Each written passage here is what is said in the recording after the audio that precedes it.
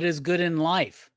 Well, we're going to answer that question tonight. Welcome, everybody, here to Pop Culture Philosophers. Welcome to PCP Movie Night. I'm your host, Rockin, Robbie Bills. This is the show where we gather every single Monday and talk about the movie of the week. And this week's movie of the week, because we're in the midst of Crew's Choice, it's time for a member of the Excitable PCP crew to pick a movie. And Phable picked Conan the Barbarian, the 1982 Arnold Schwarzenegger classic. I'm so excited. I have not seen this movie since I was a kid, but Fable's the one that picked it out. So let's bring him in. What's up, Phable? How you doing?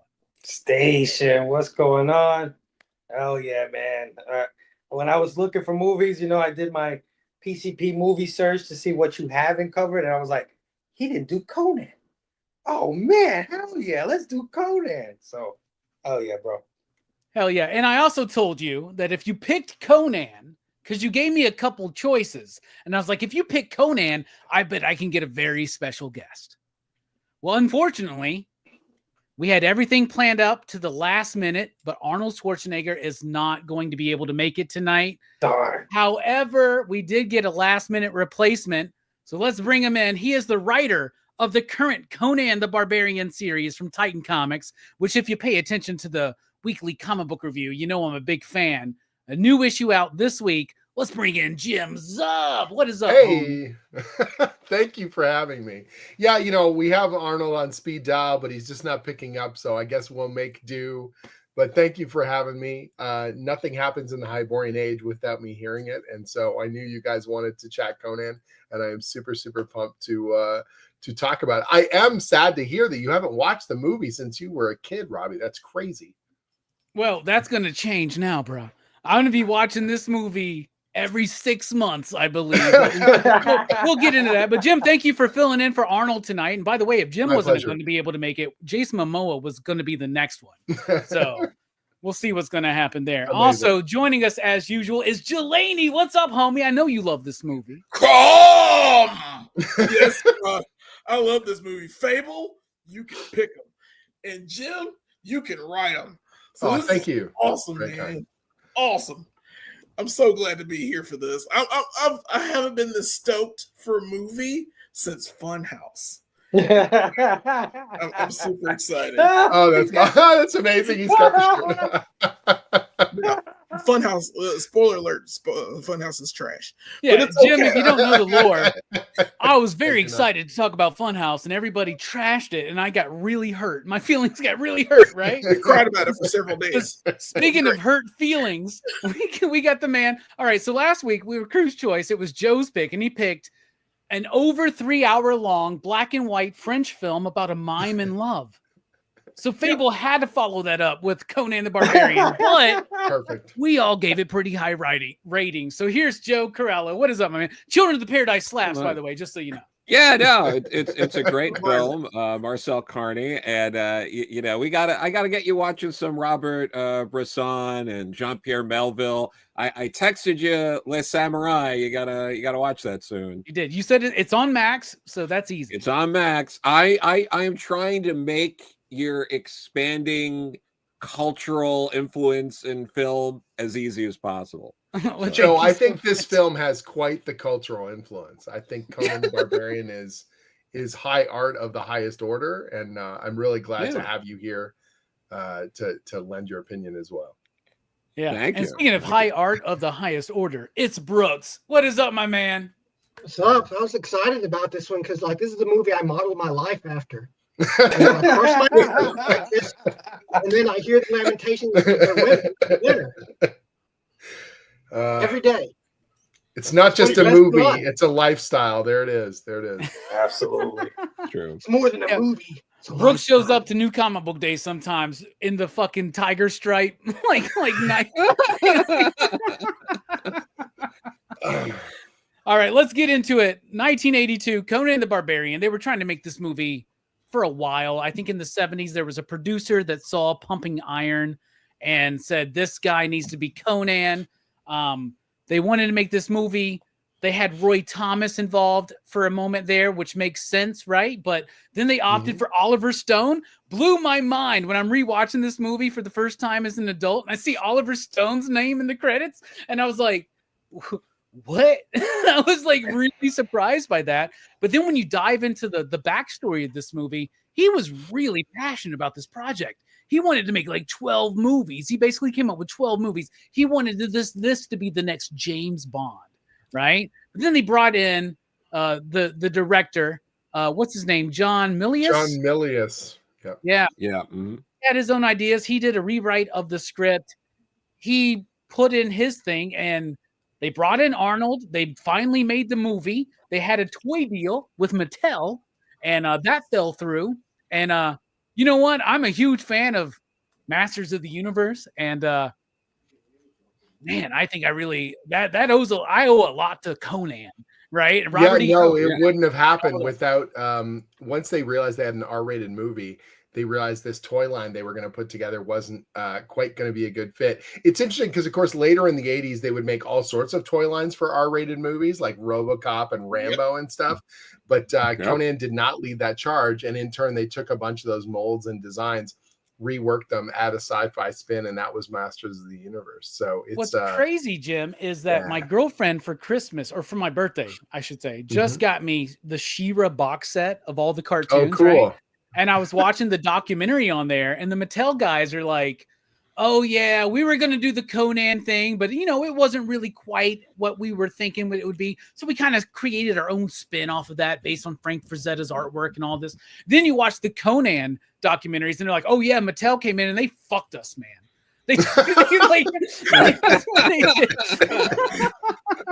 All different perspectives. It all depends on which side of that divide you were on, of course, right? Hell yeah. But, you know, I hadn't seen the movie since I was a kid, right? And I think when I'm like, my stepdad watched this movie a lot. And I remember it being on. I remember liking it. I remember knowing who Conan was because I used to sneak into my stepdad's bedroom.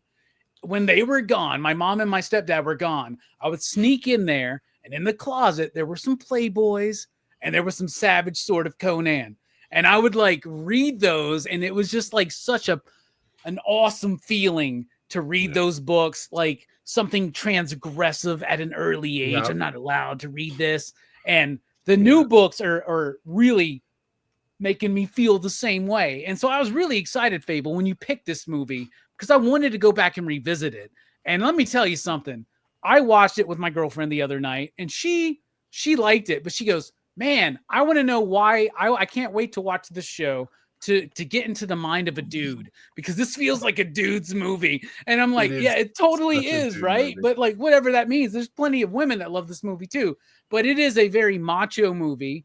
It is so much fucking fun though. And it's badass, right? And we talk about these movies we loved when we were kids. And then we talk about these movies we loved when we were kids and we forgot about, right? This is one I almost forgotten about and kind of dismissed maybe too much in my adult life, because now I need the most preem 4K Blu-ray set. The Arrow restoration that came out last year is wonderful, by the way. I've got the Blu-ray. That's what started this, Jim. You posted this on Twitter. Good. You posted that on Twitter, and I was like, bruh. Yeah. It is genuinely amazing. It is genuinely amazing. The reality though is that the film for me was really a mind blower, because as a kid I was playing Dungeons and Dragons with my older brother, and the stories that we would generate and the ridiculous kind of violent game that we were playing, we never saw that reflected in the movies. All the sword and sorcery movies, the fantasy movies, they always felt kind of cheap. They always felt like they were tongue in cheek and they weren't taking it seriously. And this film has a gravity to it. It has an intensity to it that I don't think any other fantasy film I saw as a kid had. It just like went for it in a way that blew my mind. Like, it had the caper, it had the kind of morally dubious characters. It had this world that was mysterious and dark and freakish, and the action is still really fun and really well done. The set pieces are so awesome. It's like, it does kind of punch above its weight class in a lot of ways. I know some people find it corny, or, the quotes have sort of overshadowed the bigger pop culture kind of picture. To hell with them. To hell with, yeah, it's literally, if you go through like IMDb, that literally there's probably 40 quotes from this film because so many people, it's so infinitely quotable. It's so pop culture kind of, it casts this long, crazy shadow. And it's not a good adaptation of the original Robert E. Howard Conan stories. It's sort of this weird melange of like all kinds of pulp stuff, and John Milius's kind of philosophical bent on Nietzsche and stuff like this. And yet it does actually capture a lot of the kind of danger and the freakishness of the Hyborian age, that sense of survival and the heroic kind of qualities of, you know, in this world where everything seems like it can tear you apart at any moment. And so it's weird because a lot of people will say, oh, do you like the movie? And I'm like, I absolutely love this movie. It's not a great one-to-one adaptation of the original Conan short stories from Weird Tales, and yet it channels so much of that atmosphere that it kind of, it works despite itself. It just now sits alongside a lot of that stuff, and it still, I think, has kept the character relevant in a way that if the movie didn't exist, the books alone and possibly the comics alone would not have done it. And so I think everyone who's worked on Conan, we owe a lot to the film, even despite those little misgivings. It still has the best damn soundtrack probably of any fantasy film ever. Like it's the best. I don't know. Have you heard the Tangerine Dream score to Legend? I'm just gonna say, like, have you heard that? Right. So thank you for that context, Jim. But like, so when I watched this film this week, I was like amazed. And I love that you mentioned atmosphere. I was like, this movie is saying so much with so little. There's no dialogue in this movie. I'm like watching it. I'm like 30 minutes in. I'm like, I think there's been like 20 words past like the dad speech or whatever, right? But man, it's like so impactful. They use the sets, they use the scenery, they have effects in there, but they don't overdo it, right? You know, but what amazes me is John Milius realized pretty early on that Arnold, his accent was so thick and he wasn't really an accomplished actor in terms of dialogue, but his body was the instrument. And they were like, we have to make every use of it we can.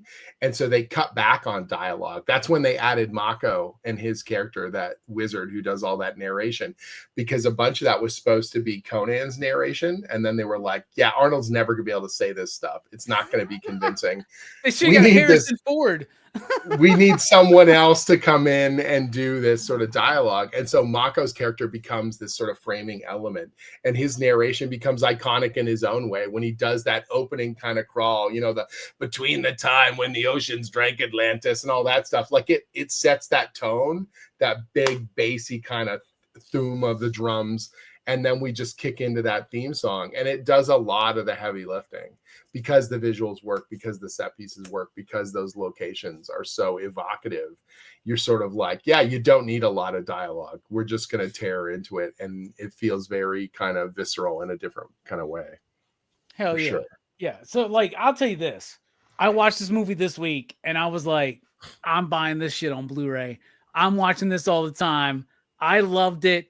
It brought me back to when I was a kid watching this shit, maybe on, I don't know, TBS or TNT or something with my stepdad, or renting it from the VHS store, you know, but like, I loved it. Phable, you picked this movie. What's your history with it? What do you think about it overall? Oh man, I love this movie. This movie was a lot of firsts for me, right? Like this is probably like my first introduction to sword and sorcery as a kid. My first introduction to the great Arnold Schwarzenegger, right? Like who didn't think that this guy was a living superhero when they were a child? And so Arnold, you know what I mean? He was the biggest dude on the planet as far as I was concerned at that age. I know that there were probably bodybuilders as big as him, or if not bigger, but for me, he actually lost weight for this movie. Yeah, he couldn't lift the sword. This guy was the strongest looking dude I've ever seen in my life. Also introduced me to the great James Earl Jones, which I didn't really connect with Star Wars like that was him as a kid, you know what I mean? But him as an actor. So yeah, it's a lot of first for me. And the character of Conan, of course, a character that I have fallen in love with from this movie, not from comic books, not from Robert E. Howard's books, from this film. And even though it's not a direct translation, I think they captured the spirit of Conan, which is, for me, has always been that even though he is a barbarian and even though he is often underestimated, he is probably the smartest man in the room at any given time. You know what I mean? And that's what I love about the character of Conan. But yeah, man, I love this as a kid. Everybody in my neighborhood tried to swing swords after this movie. Like everybody tried to do that whole bit with the sword. Like everybody like was trying to do that shit. And you could definitely see its influence, its footprint going forward, like you guys said, like Beastmaster and all the sword and sorcery kind of things that came out afterwards. This influenced so much. But on this watch, man, I was super enthralled, bro. Like I've seen this movie for its action, for its for its comedy. He's punching horses in the face, he's punching camels in the face, he's having his way with women. That was the shit that got me as a kid. But as an adult, my lord, this thing is filmed beautifully. Soundtrack, like you said, amazing. And even though Arnold doesn't say much, this is one of his strongest performances of his career, in my opinion. So no, this movie is fantastic then, and still a banger today, man. Hell yeah, man. Well, thank you for picking it, man. It really made my week, man. It was like such a fun movie to watch. Me and my girl had so much fun watching it. Jim, you've already talked a little bit about this movie and some of its history, but here's a question I got. First of all, what do you think about the movie overall? But also, like, for you personally, what was your first introduction into Conan? That's a good question. The comics? Was it the movie? What was it? So I was so young, I don't remember if it was the comics or the movie first, but I'm pretty sure it was the comics. One of my buddies had issues of Savage Sword kicking around like yourself. And because the magazine it didn't have to follow the Comics Code Authority, it was a little more titillating. It was a lot more violent. That black and white artwork felt so much more visceral and gritty and awesome. I wasn't old enough to see Conan in the theaters, so we didn't start watching it until it was on home video, but we rented the hell out of it. And even though it was an R-rated movie, my dad just sort of like rolled his eyes and let us watch it, no matter what, because it felt like I said, those Dungeons and Dragons campaigns that we grew up on. And so it really did supercharge my fandom for the character. And now, as the person who's kind of got his hand on the steering wheel of the franchise, which is the most surreal and insane thing to me, I deeply appreciate, like I said, what the movie does and how entertaining it is. And John Milius knows how to craft a really, really entertaining movie. And the most quotable parts are not taken from the original Robert E. Howard stories, but they have drilled themselves into like our pop culture minds. We all know what is best in life. We know the Crom, I have never prayed for you before. We know all that kind of stuff. Like, he takes material from about 5 different Robert E. Howard stories, and he just kind of mashes them together into this wild, awesome pulp adventure. And it's kind of relentless in the best way possible. Like, it's just this action-packed, awesome, dramatic thing. And so it's that weird thing where I think almost anyone that gets to work on Conan, you have that weird moment when you're working on it and everyone's going to throw those quotes at you. And you're sort of like, oh, here we go, more Arnold impressions. Here we go. Everyone's going to ask me what's best in life. And it's almost like that weird moment where you realize, no, that's what's amazing about this, is that because everyone knows it, like if you go out on the street and you literally say any of those quotes, some random person, usually a dude, is going to know exactly what it is. You know what I mean? That kind of pop culture cachet doesn't come around very often. And you don't want to take that for granted. When I tell people I work on Conan the Barbarian, their eyes light up. The character's been around for over 90 years. I got guys old enough to be my dad coming over to me at conventions, like hearty handshakes, and telling me that the book I work on makes them feel 15 again. Like, don't take that for granted. Don't assume, like, that is a very, very special and very cool thing. And like I said, I think a big part of that is because the movie has really extended and supercharged the life of it and took it from just being like a very powerful character to being a pop culture kind of icon for sure. Yeah. Oh, absolutely, man. The movie does that. And Arnold's a big presence, right? Mhm. This is like his first starring role in a major production, right? Yep. I'm pretty sure. Did he do the Hercules movie before? Yeah, he did the Hercules Like, movie first where they dubbed him over. Yeah. yeah, but like, and then I'm thinking we're about to cover an Action Fest. We're doing the entire Terminator franchise. And I was like, Terminator's what, like 84, 85? Mhm. That's not 84, too yeah. long after this movie, man. Not too long right after. So like this movie hit and it was a success, bruh. Yep. And what's crazy is that we didn't get the Oliver Stone vision of James Bond turning into Conan, basically. Well, right? the Oliver Stone script is crazy pants, by the way. The Oliver Stone one doesn't follow Robert E. Howard either. It's almost post-apocalyptic, like he's fighting like aliens and John Carter style four-armed monsters and like very, very weird crap. So So Mattel saw that script Right, and they were right. like, bruh. yeah, We'll make a ton of money. it is very, very, very Mattel strange. did fuck Conan. That's what happened, man. The cool thing about the Oliver Stone Conan script, though, is that it did solve definitively who killed JFK, which I thought was very interesting and odd that they put that in there. What about you, Jelani, man? I know you love this film, man. Talk about it. True, Jim, and I know the Zapruder file like worked really well with Conan and what was best in life. So yeah, perfect. Yeah, man. I actually loved Conan as a kid. I had HBO. My dad loved TV so much he bought HBO and Showtime, and I watched those all the time because in summertime I didn't have friends on my block. I had the TV, so I watched Mannequin, Dirty Dancing, and Conan. And I mean, after a while, it got to the point where I had seen this movie a lot. Like it was just one of those things, and I'd never seen like that much action and that much cool in one film.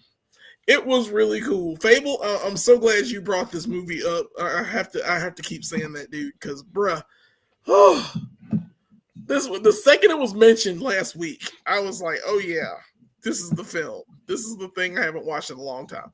And I don't own it, but I will own it very soon. And I will. Yeah, man. I don't do physical either, but yeah, this one's Yeah. got to go on a physical. Absolutely. It's got to be physical because Yeah. I'm not paying $3.99 from Amazon ever again.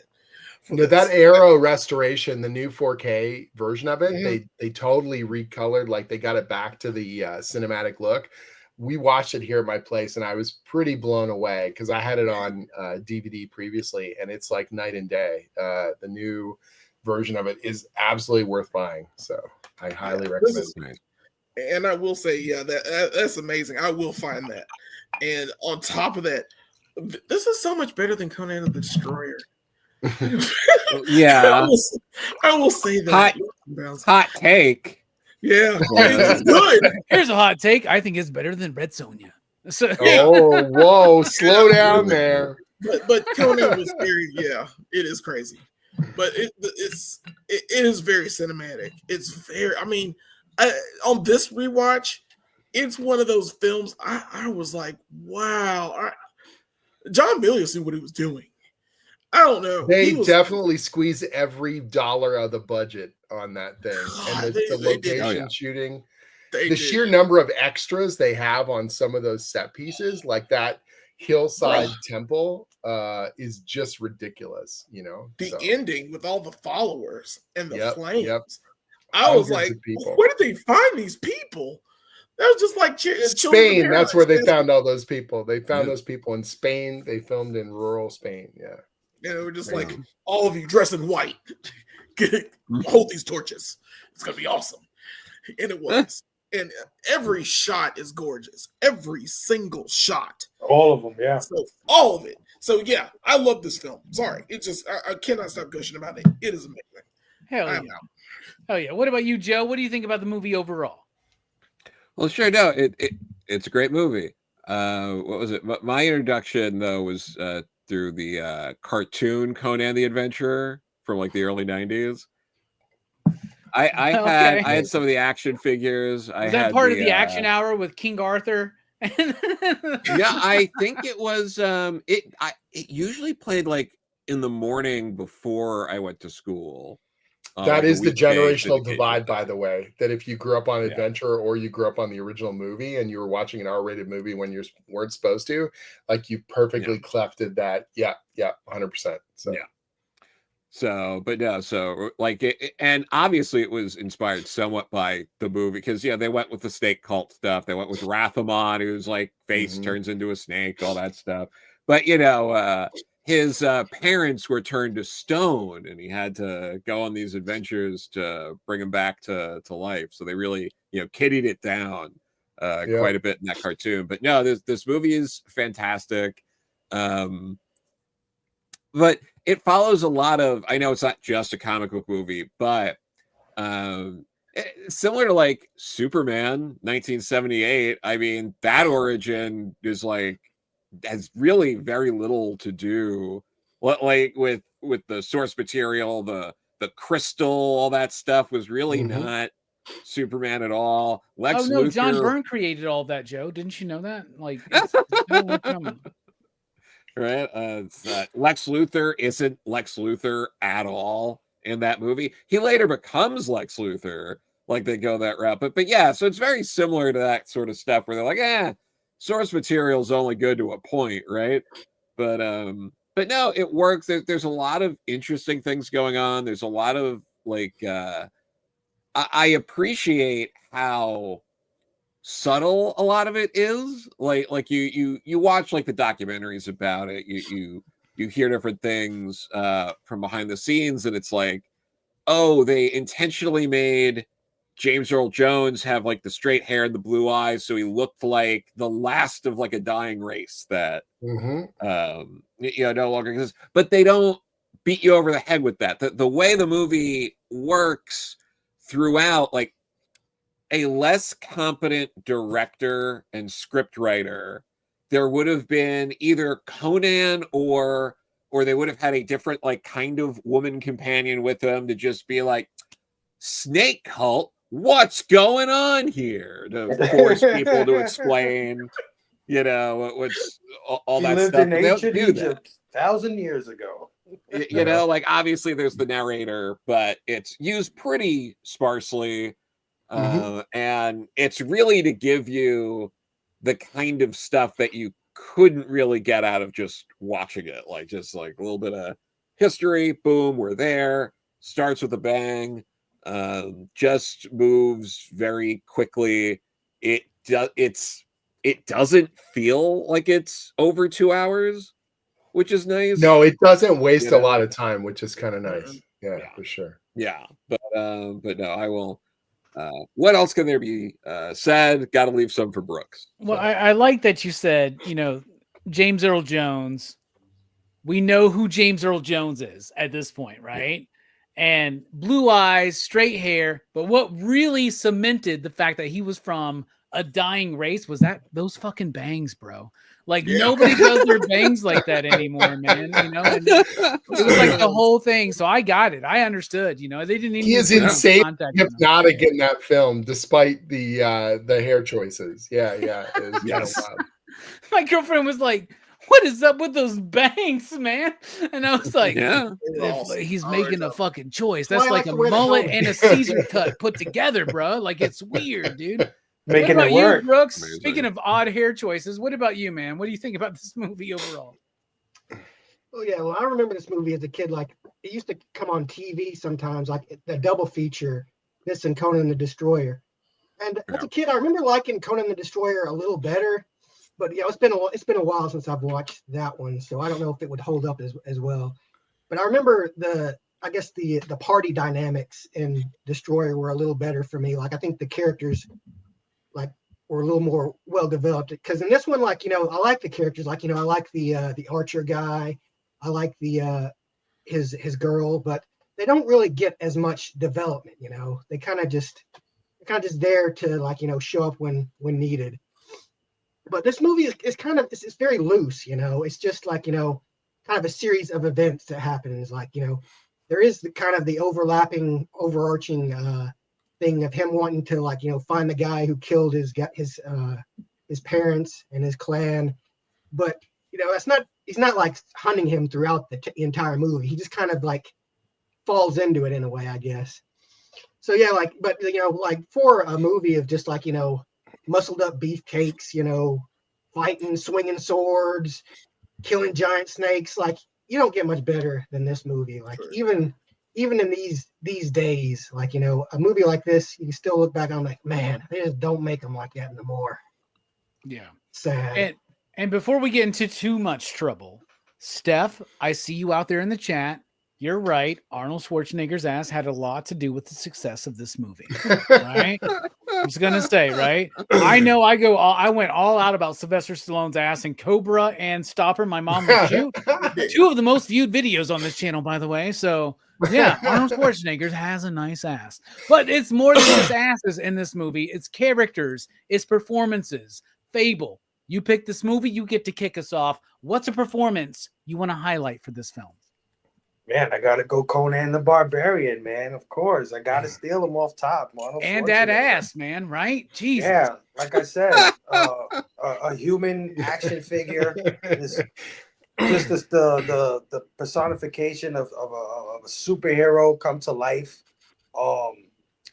He has the coolest snarl I think I've ever seen on a person. Like when he snarls, like I don't know, it just looks like, oh, somebody's about to get their ass kicked. But no, he does so much without saying much, right? Like that's his nuance in this movie. Is just it blew me away on this watch. You know what I mean? The faces he makes, the looks that he gives people, and then when he does speak, it matters what he's saying. You know what I mean? When he talks about crime and what crime means to him, and you know, saying that, you know, if crime don't like it, I don't give a hell. I don't give a shit anyway. But he still prays to him, you know. The way that he loves Valeria, but never really shows it in that way. You know what I'm saying? Like, when his friend was like, Conan can't cry, I'm crying for him, you know. But you know, Conan was crying inside, and even the comedic bits, like when he got rich and shit, him and Valeria got rich and they were partying and shit. And he was eating the food and he was just looking at bored. Yeah, that is one of my favorite shots in the entire film is when he literally is just like so rich and they're partying and then he just passes out into his porridge or whatever. That is We've seen Delaney do that on the stream before. I've done that. Not porridge, but you get just such a great performance. And then like also, like I said, just the sword stuff.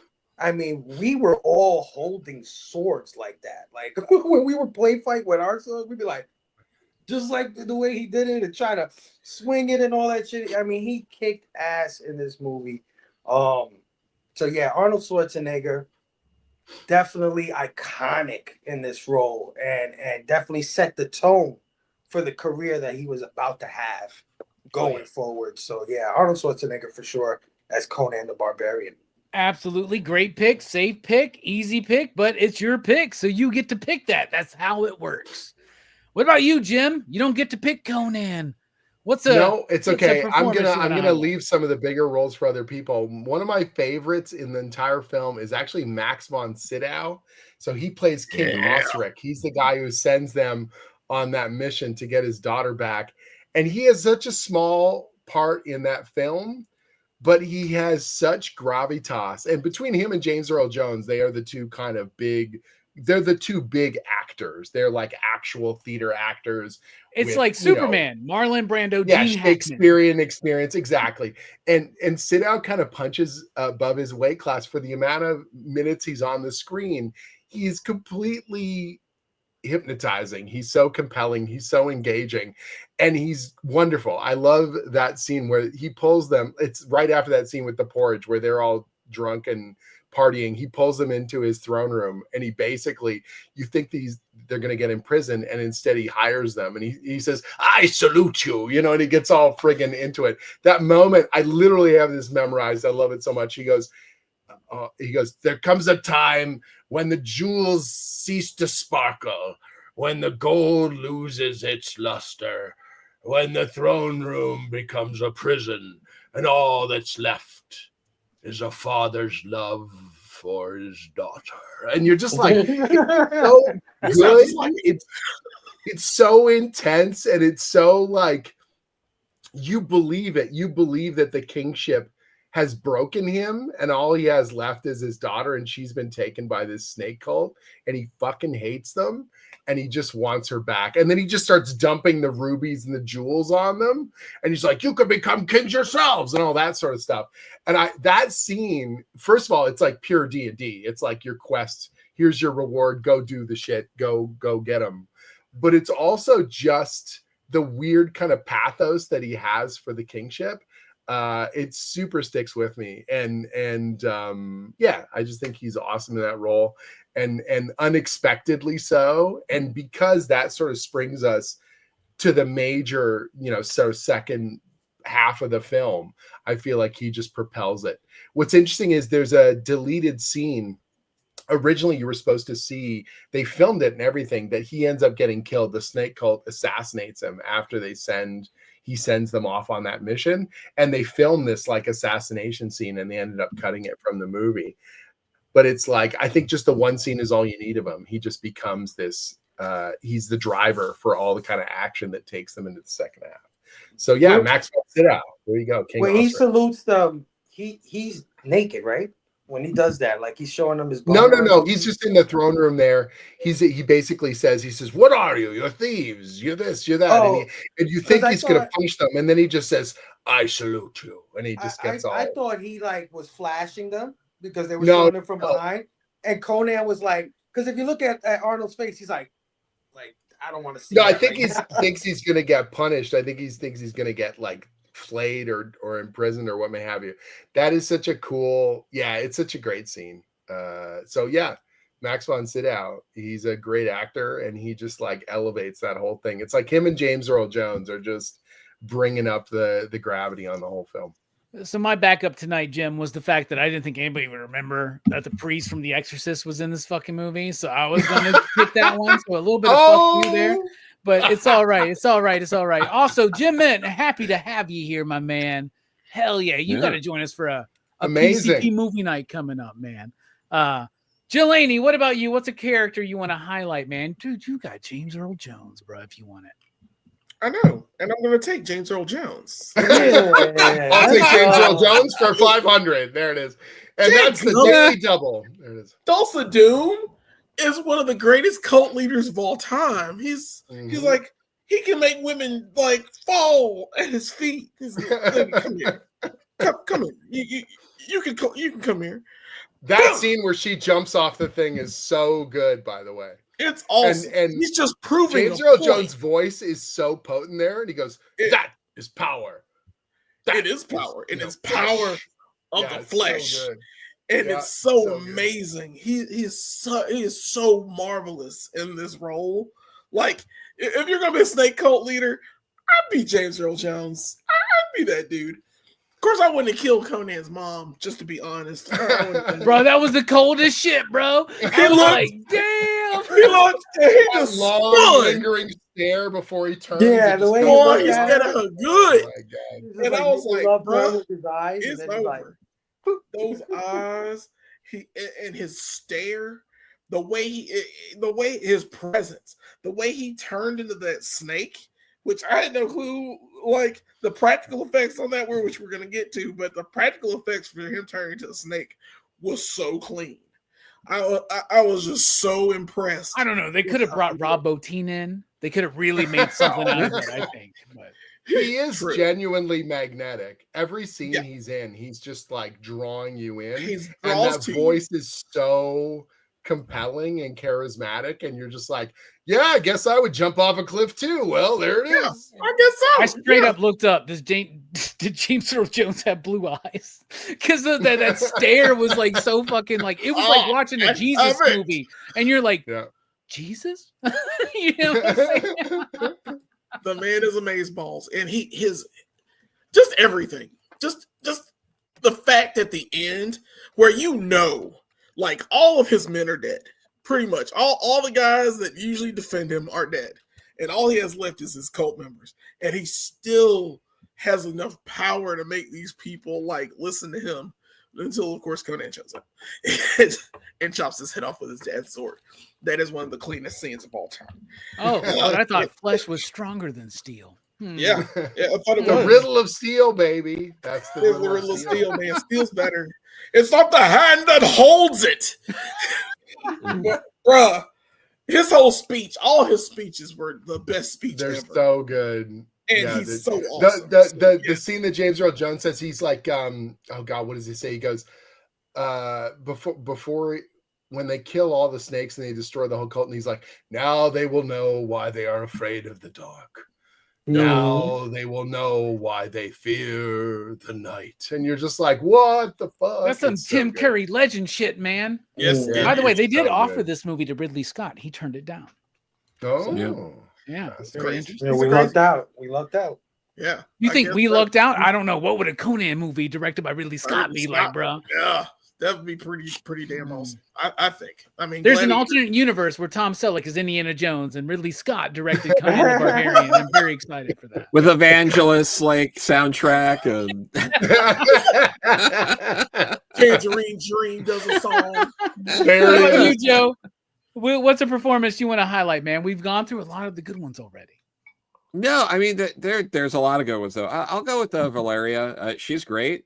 Sandel I Bergman. You see love- Brooks's fucking head snap. You just stole his character, man. I love it. Yeah, well, I mean I thought everyone there was was like gonna, a 90% chance I was going to get. yeah, no, but like she's great. She has a lot of really quippy lines, like Yeah, she's that very whole bit of like, oh, you're trying to get in there, you don't even have a rope, and the whole back and forth with like, well, do you know what's on the other side of that wall? Like, no. Oh, you go first.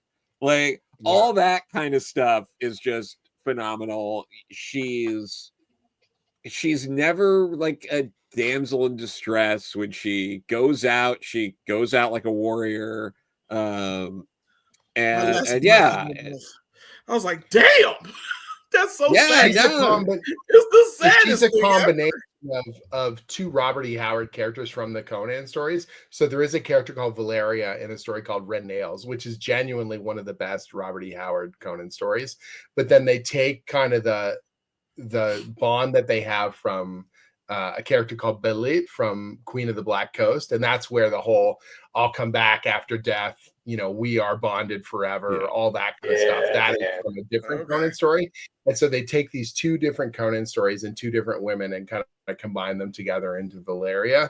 And it works. It works really, really well. And it gives this real intense, thing to the climax. So yeah, and she does a fantastic job, 100%.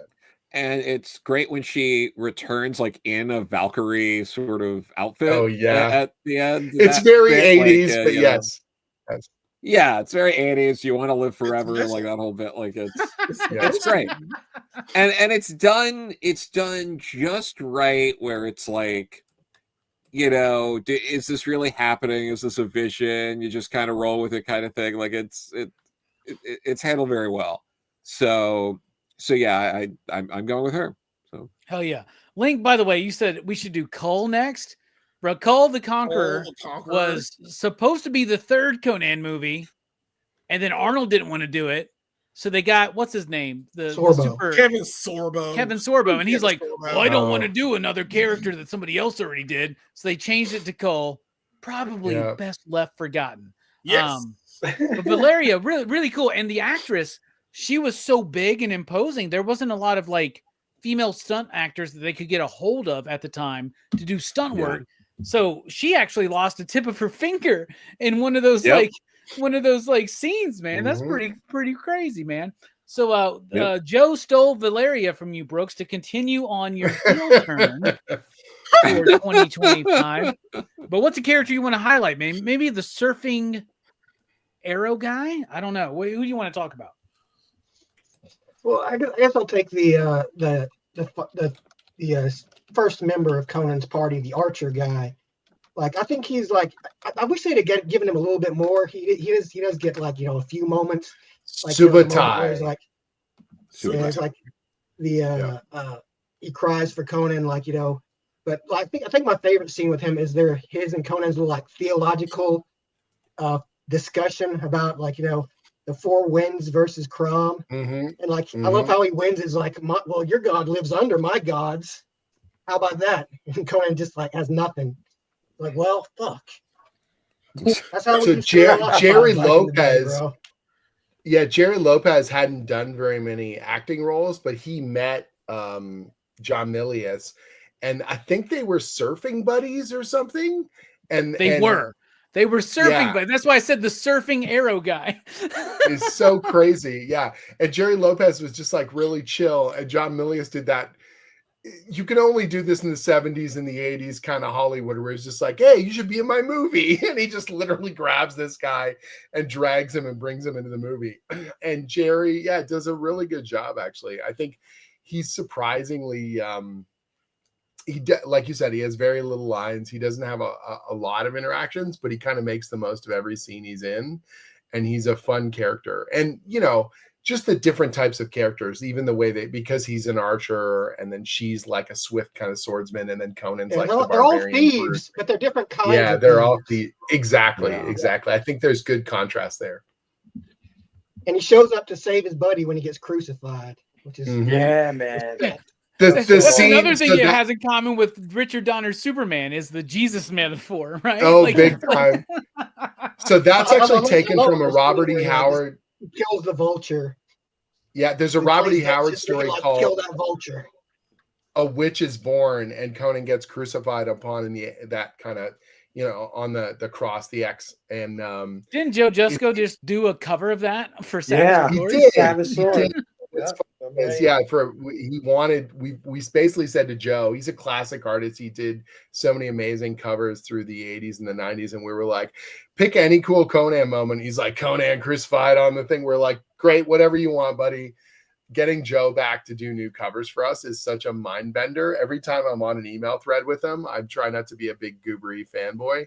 We relaunched the new Savage Sword magazine on the 50th anniversary of the original.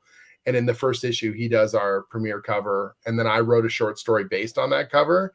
And I got my copies out of my comp box. And it was like a time capsule with my name on it. Like, this doesn't make sense. How can this exist? Anyways, I'm going off topic. That crucifixion scene is awesome. That's from a Robert E. Howard story. And they just recontextualize it. It's really well done. And it is also pure meme fodder. So many people have sent me that stupid thing where Arnold bites the vulture, and they'll send it to me at like Thanksgiving. Happy Thanksgiving. And it's like Conan biting the vulture, or like, I mean, that's badass, man. They're trying to feed off of him. He's like, nah, fuck that, I'm gonna eat you. Do you know what a really crazy thing? I know he bit a taxidermied vulture, an actual real vulture, and they it's so in the behind weird. The scenes, they said that they had to rush him off real quick to the medic real quick just to make sure he was okay. It's so gross. It's amazing. Yeah, Milius is such a, you know, you're in Europe, you're not in LA, you're not in Hollywood. So they did all sorts of stuff that they shouldn't have done. One of my favorite bits in the film is when he's chased by the wild dogs, by the wolves. And apparently they weren't very well trained. So they actually bit at Arnold and they scratched him. And so when he's running away from those things, he's genuinely terrified because he did multiple takes where they were basically tearing at his clothes and stuff. And John's just like, keep going, keep filming. And Arnold's like, John, I'm bleeding. They got me. You gotta stop this, you know. It's so awesome. It's like, and most of the wounds are real. And one of my favorite bits in the documentary about the film, they're intercutting 2 different interviews, 2 different places, and John and Arnold are discussing the wolves basically really biting Arnold. And he's like, you know, John doesn't listen, and these dogs are biting me, and they're like kicking my ass, and I'm bleeding. And I'm like, John, I'm bleeding, like it really hurts, you know. And then they cut to John, and John's like, and Arnold's really bleeding, and he's really pissed off about it. And so I said, just keep filming. And I told Arnold, I said, Arnold, look, man, pain's temporary. And then it cuts to Arnold, and he goes, but movies are forever. And you're just like, holy shit, it's so good. It's so good. The best part about that though was like The dogs are chasing him, whatever. They got the upper hand on him. But then in the very next scene, when he's going to the city, he's wearing those dogs. Yeah, exactly. He's killed them. Yeah, he's got awesome. the pelts. You got it. You got Yeah. it. 100%. It's dope. All right, I got slim pickings, and there's some obvious choices. However, I'm going to go with LaFours. What? You never heard of LaFours? That's right. Sven Thorsten is in this movie, the security guard from Mallrats, and he's got the same bangs, if not more intense, than James Earl Jones. So I just want to shout out to him. So there you go. Style and structure. This movie oozes style. It uses the setting. It uses the sets. It uses everything so perfectly. As far as special effects go, the moment where the demons are coming to claim Conan's soul and they're like animating that shit over, that looks so cool. And I remember being a kid and being like, this is the scariest thing I've ever fucking seen in a movie. Like, I don't know. I feel like that's what ghosts look like. You know what I'm saying? Like, that's demons right there. But it works, and it still works today. I love the special effects, the optical effects, the blue screen. When they do use it, it doesn't look too off, right? 1982, a movie that's like a fraction of the budget of Empire Strikes Back could like really look bad. But this movie holds up. It uses its set so well. And structure-wise, I think it may run a little bit long towards the end of the film, right? Maybe just a tinge, but it's nothing to distract me. The movie didn't feel like it was over 2 hours long, like Joe says. So I think style and structure gets the job done. Phable, what about you? And carry on through. That's right. You get to throw it over to Jim Zub, my man. Oh, yeah, man. Style. I mean, what can you say? It's shot amazingly. Everything is so, the composition of every shot, and it's just like every freaking shot is amazing. It doesn't have the budget. Like, we were watching Children of Paradise, and we were talking about 10 Commandments and Ben-Hur. These are movies that had giant budgets, and they built these amazing life-size sets and things for these movies. This movie didn't have that, but still felt that way, if that makes any sense. You know what I mean? Just a staircase in the desert is really all they needed. A palace, but it was enough to make you still feel like one of those old, big budget, old Hollywood films. So yeah, and the whole barbarian, I don't know if they're doing the Viking culture or spin on Viking culture, whatever it is, they brought it forth. It was amazing. I gotta agree with Jelani, the snake thing. I love when James Earl Jones' face was elongated. It's such a creepy effect. It's basically just like a rubber mask, and they're sort of pressing against the edge of it, and then they cut, and then he's got the snake head. It's surprisingly effective, despite how simple it is as an effect. It's really good. Yeah, when he finally turns into, when he has a snake head, it I don't know, it moves very well. It doesn't like shake like it's some sort of rubber thing. You know what I mean? So yeah, no, style is great. Structure is also fantastic. I was enthralled from beginning to end. And that says a lot because, as these guys know, I like my hour-and-a-half movies. So when you're over 2 hours, 90 minutes, baby, get it over with. When you're over 2 hours, I always have a little trepidation. But again, yet another movie that we've reviewed that uses its 2 hours well. So style and structure are amazing. But Jim, what do you think about the style and the structure of this film? I think, what's great is John Milius is such a kind of guerrilla filmmaker. And so they're maximizing the use of every one of those sets. A perfect example is like when Conan's still a slave, and that moment when he's on the wheel of pain, when he's moving the wheel around and he's basically a kid and you see him growing up and everyone else has died and he's still pushing.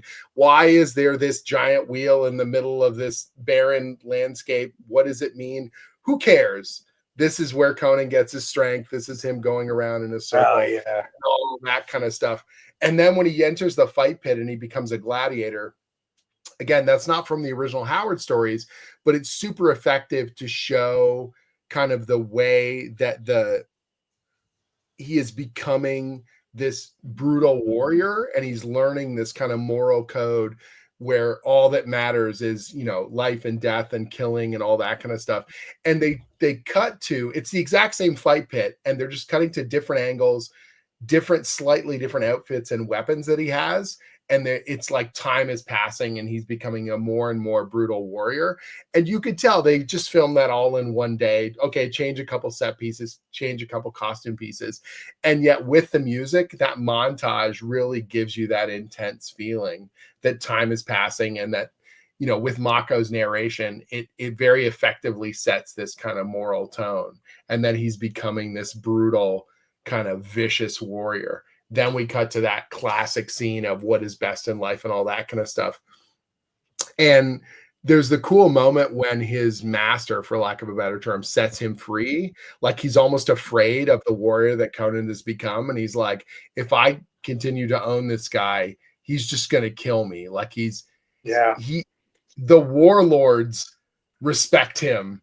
You know what I mean? He knows the right thing to say to this warlord, what is best in life and all that kind of stuff. And he's sort of like, I got to get rid of this thing, even though I own him, even though he's powerful. He like breaks the chain and he tells him to go away and all that stuff. There's like, it's sort of like what Robbie was saying before. It can be weirdly subtle, even as it's broad and almost kind of comic book like.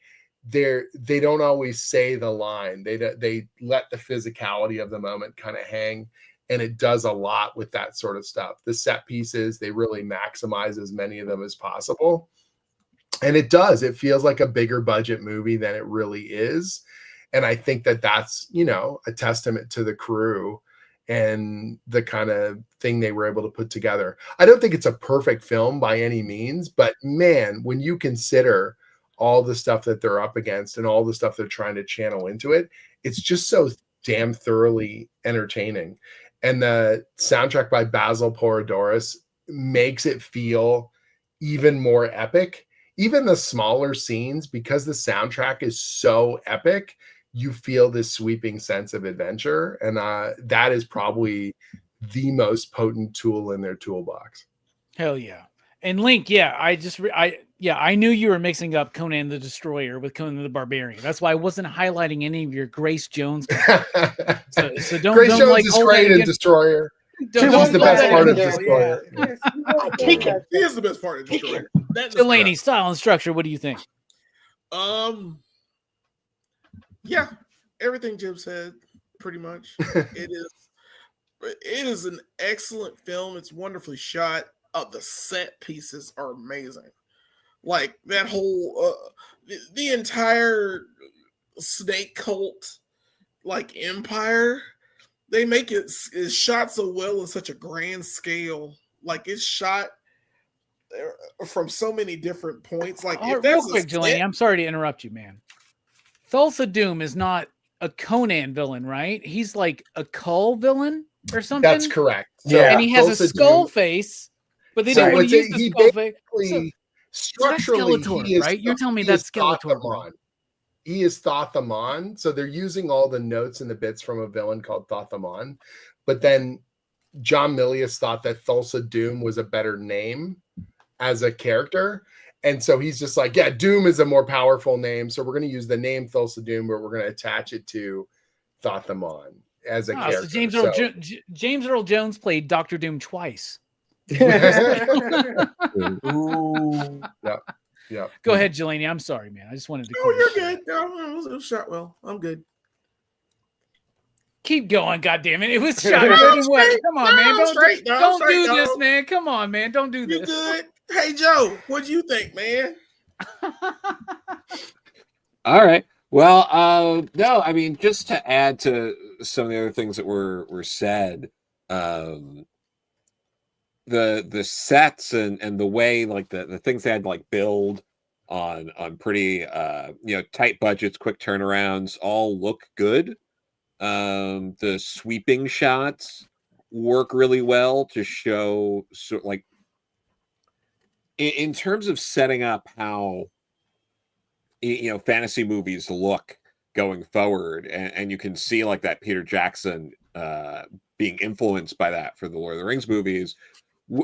When they're running through, like rural Spain or whatever, it's these wide shots of running and stuff that feel very reminiscent to, you know, Lord of the Rings if you're watching those now. All of the different sort of, you know, different like castles and palaces, all of those sets, they do a good job of making them all look very different when they had to have reused some of those. But, you know, they change the lighting, they dress it up, they make it all look good. You know, the snow in the beginning, how all that works out, and that was apparently a whole fiasco where they had to start using fake snow, and then it ended up snowing when they needed it to snow, and it all worked out.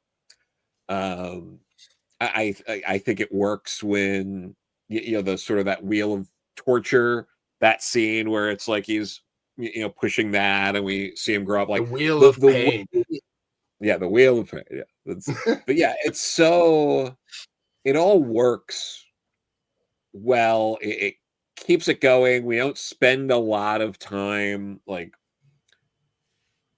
you know, like if this was the equivalent of like, you know, Superman the movie, we'd be dealing with like little Conan for like 15 minutes when like we really don't have to do that. Like We've seen this motherfucker running through a cornfield with his dick hanging out or some shit, right? there is absolutely another universe where this movie comes out and it's like, you know, 8-year-old Conan sitting on a rock like this and just like, you know, I just want, you know, my mom back. And then someone's, you know, like some old woman in the village puts her hand on like his back and is all just like, come on, Coney, it's gonna be okay. Coney. You know, instead, Joe, there's like a 5-minute scene where Conan comes across that witch and he starts fucking her and then he throws her in the fire. There's like no fat. There's no fat way to just don't you come and warm yourself in my fire. And he balls deep in his chick and he just throws her. That scene is so amazing, by the way. Oh my god. No, it's great and it's so unapologetic. Like this movie is just like, here you go. This is what you do with a witch after you fuck with. You just throw her in the fire. Yeah, so 45 seconds of action, throw her in the fire, and then her spirit goes screaming out, and he just goes crumb, and that's it. That's the scene. Yeah. We ain't got time for and I know like some people. One of the things, like, you know, in terms of like sort of like the plot, you know, following with the structure of like, it's kind of like, you know, like it's a little bit meandering, especially if people aren't aware of, you know, Conan as a property of like, oh, he's just sort of like meandering and going around and doing whatever. It's like, well, that's the character to an extent, but yeah, just being able to do that. And again, like it's so insane watching a movie like this when you know if this came out a little later, it would have been like, well, he has to get the MacGuffin crystal to, you know. I'm surprised the stone wasn't an issue. Like right, like that. The eye of the Doom. Yeah, you mean the Destroyer? You mean part 2? Yeah. Yeah, exactly. No, but yeah, that's the thing. But this movie is sort of it's structured in a way where it's like, who gives a fuck? You just have him go around killing people. Vengeance, man. Yeah, it's more than enough. The James Earl Jones is awful in this as like a person, and he kills him, and there you go. What else do you want? Yep. It's great. Hell yeah. Before I throw it to Brooks, I'm curious, Jelani, what do you think about the structure? Because I know you love your hour-and-a-half tight movies, just like Phable, just like me. But sometimes we love a almost 3.5-hour long black and white French film about a mime and law. So it's true. It's true. It's true. No, I was gonna say a lot of stuff. Pretty much the practical effects of this movie are absolutely fantastic. That snake, all the snakes, every single snake in this movie is fantastic. The extra large snake that was raised by LaFleur's is absolutely terrifying. I would not want to deal with Snake like that, but it died so quickly because of steel. Steel is better than flesh. I'm sorry, I don't care who's wielding it. It's yeah. Anyhow, but yeah, it's pretty decent. It's cut well. It makes the time you watch it, it makes it feel good. Like you feel like there's not a wasted moment in this film. It makes you want to makes you feel good. And tits, man. You got a whole orgy scene. For like, many young adventurers, that might have been one of your first sort of R-rated films, and you're watching this, and when that moment where Mako says, "And he was bred with the finest of stock," and then all of a sudden they bring that woman in, and you're like, oh, they're just gonna and the dudes are watching. It's like really awkward when they're like, all right, let's see if they get it on. And you're like, oh God. Me and my girl were watching that scene. And she was like, is he about to rape her? And I was like, kind of. But like he doesn't do it in the violent way they were expecting. And then I was like, holy shit, Game of Thrones pulls a lot from this fucking movie, right? That's like Daenerys, right? Like it's like that whole Khal Drogo fucking thing. Different. Khal Drogo took her. He's gentle with the rape, at least. I don't know, man. It sounds calmed weird. her down. He's like, listen. It's like it's gonna happen. About to get some. Relax. Yeah, also, I have to say, in the original Robert E. Howard stories, Conan does not rape anybody. I know the rape and pillage and the barbarian thing seem like they're all one and the same, but in the original stories, he has a surprising amount of guile, and he's much more, I don't want to say nuanced, but like there's a different characterization there. He's more almost innocent slave, in that moment in the film, and that works really well with Arnold as an actor and the physicality of the role, and that's also sort of John Milius. Yeah, exactly, right? Like John figured out exactly how to sort of channel Arnold's strengths into that role, and the weird kind of violent innocence of it makes it work really well, but it's different from the original Robert E. Howard story. Well, she had asked me, she was like, is he about to rape her? And I was like, Conan doesn't rape women. He's like an honorable, like barbarian guy, right? And then they made love, right? And then she was like, well, what about that? And I was like, I have a feeling that he was basically being like, do you want to fuck me? And like, without words, she was like, yes. So I think there was consent there. Okay? So I don't think that's a rape scene. He had much of a choice in the matter. He couldn't just be like, nah. It wouldn't have been good for her if he'd have rejected her. So but he didn't do it for sport, right? He didn't do it for the spectators out there. I think there's more nuance to that scene than Plus, this is before he became honorable too. This is like him growing up a little bit. Yeah, he also has no control of his life at that moment. Yeah, right? Like he's still a slave. So I will tell you this: Conan fucks a lot. Okay, it really does. Like, check out the newest issue of Conan the Barbarian if you want to see Conan fucking. Well, so we are very unleashed in the new comics. That's one of the nice things that's been. Yeah, we can sort of go there in terms of the violence and in terms of the sexuality in a way that we haven't been able to do since the original Savage Sword, and so.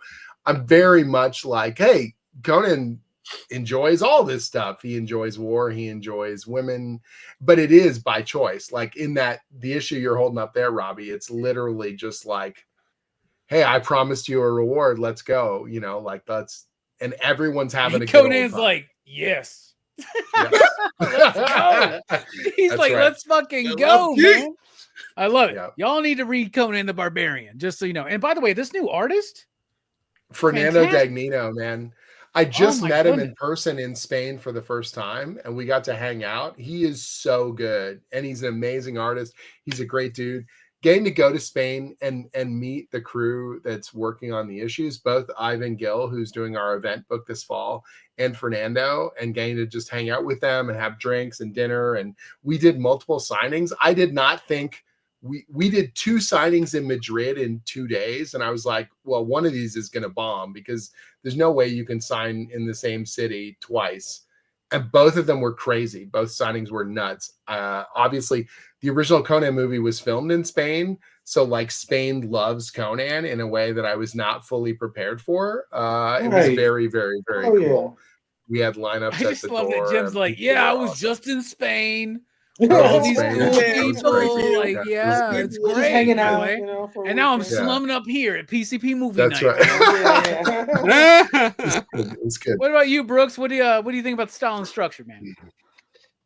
Well, I think like a thing that kind of like makes this movie so unique is it is kind of it has its lack of like a basic foundation. It's like the foundation of this movie kind of shifts, and I think that kind of works for Conan. It makes things a little more like unexpected, I guess. And like with a character like Conan, like one of his things is like he's not like one of these like grandstanding moralizing heroes. Like he's just kind of a guy who's like he fights bad guys, but not because he wants to like save the world or even like save anybody really. It's usually just like there's a guy there and like he wants to kill him because the dude's trying to kill him or whatever.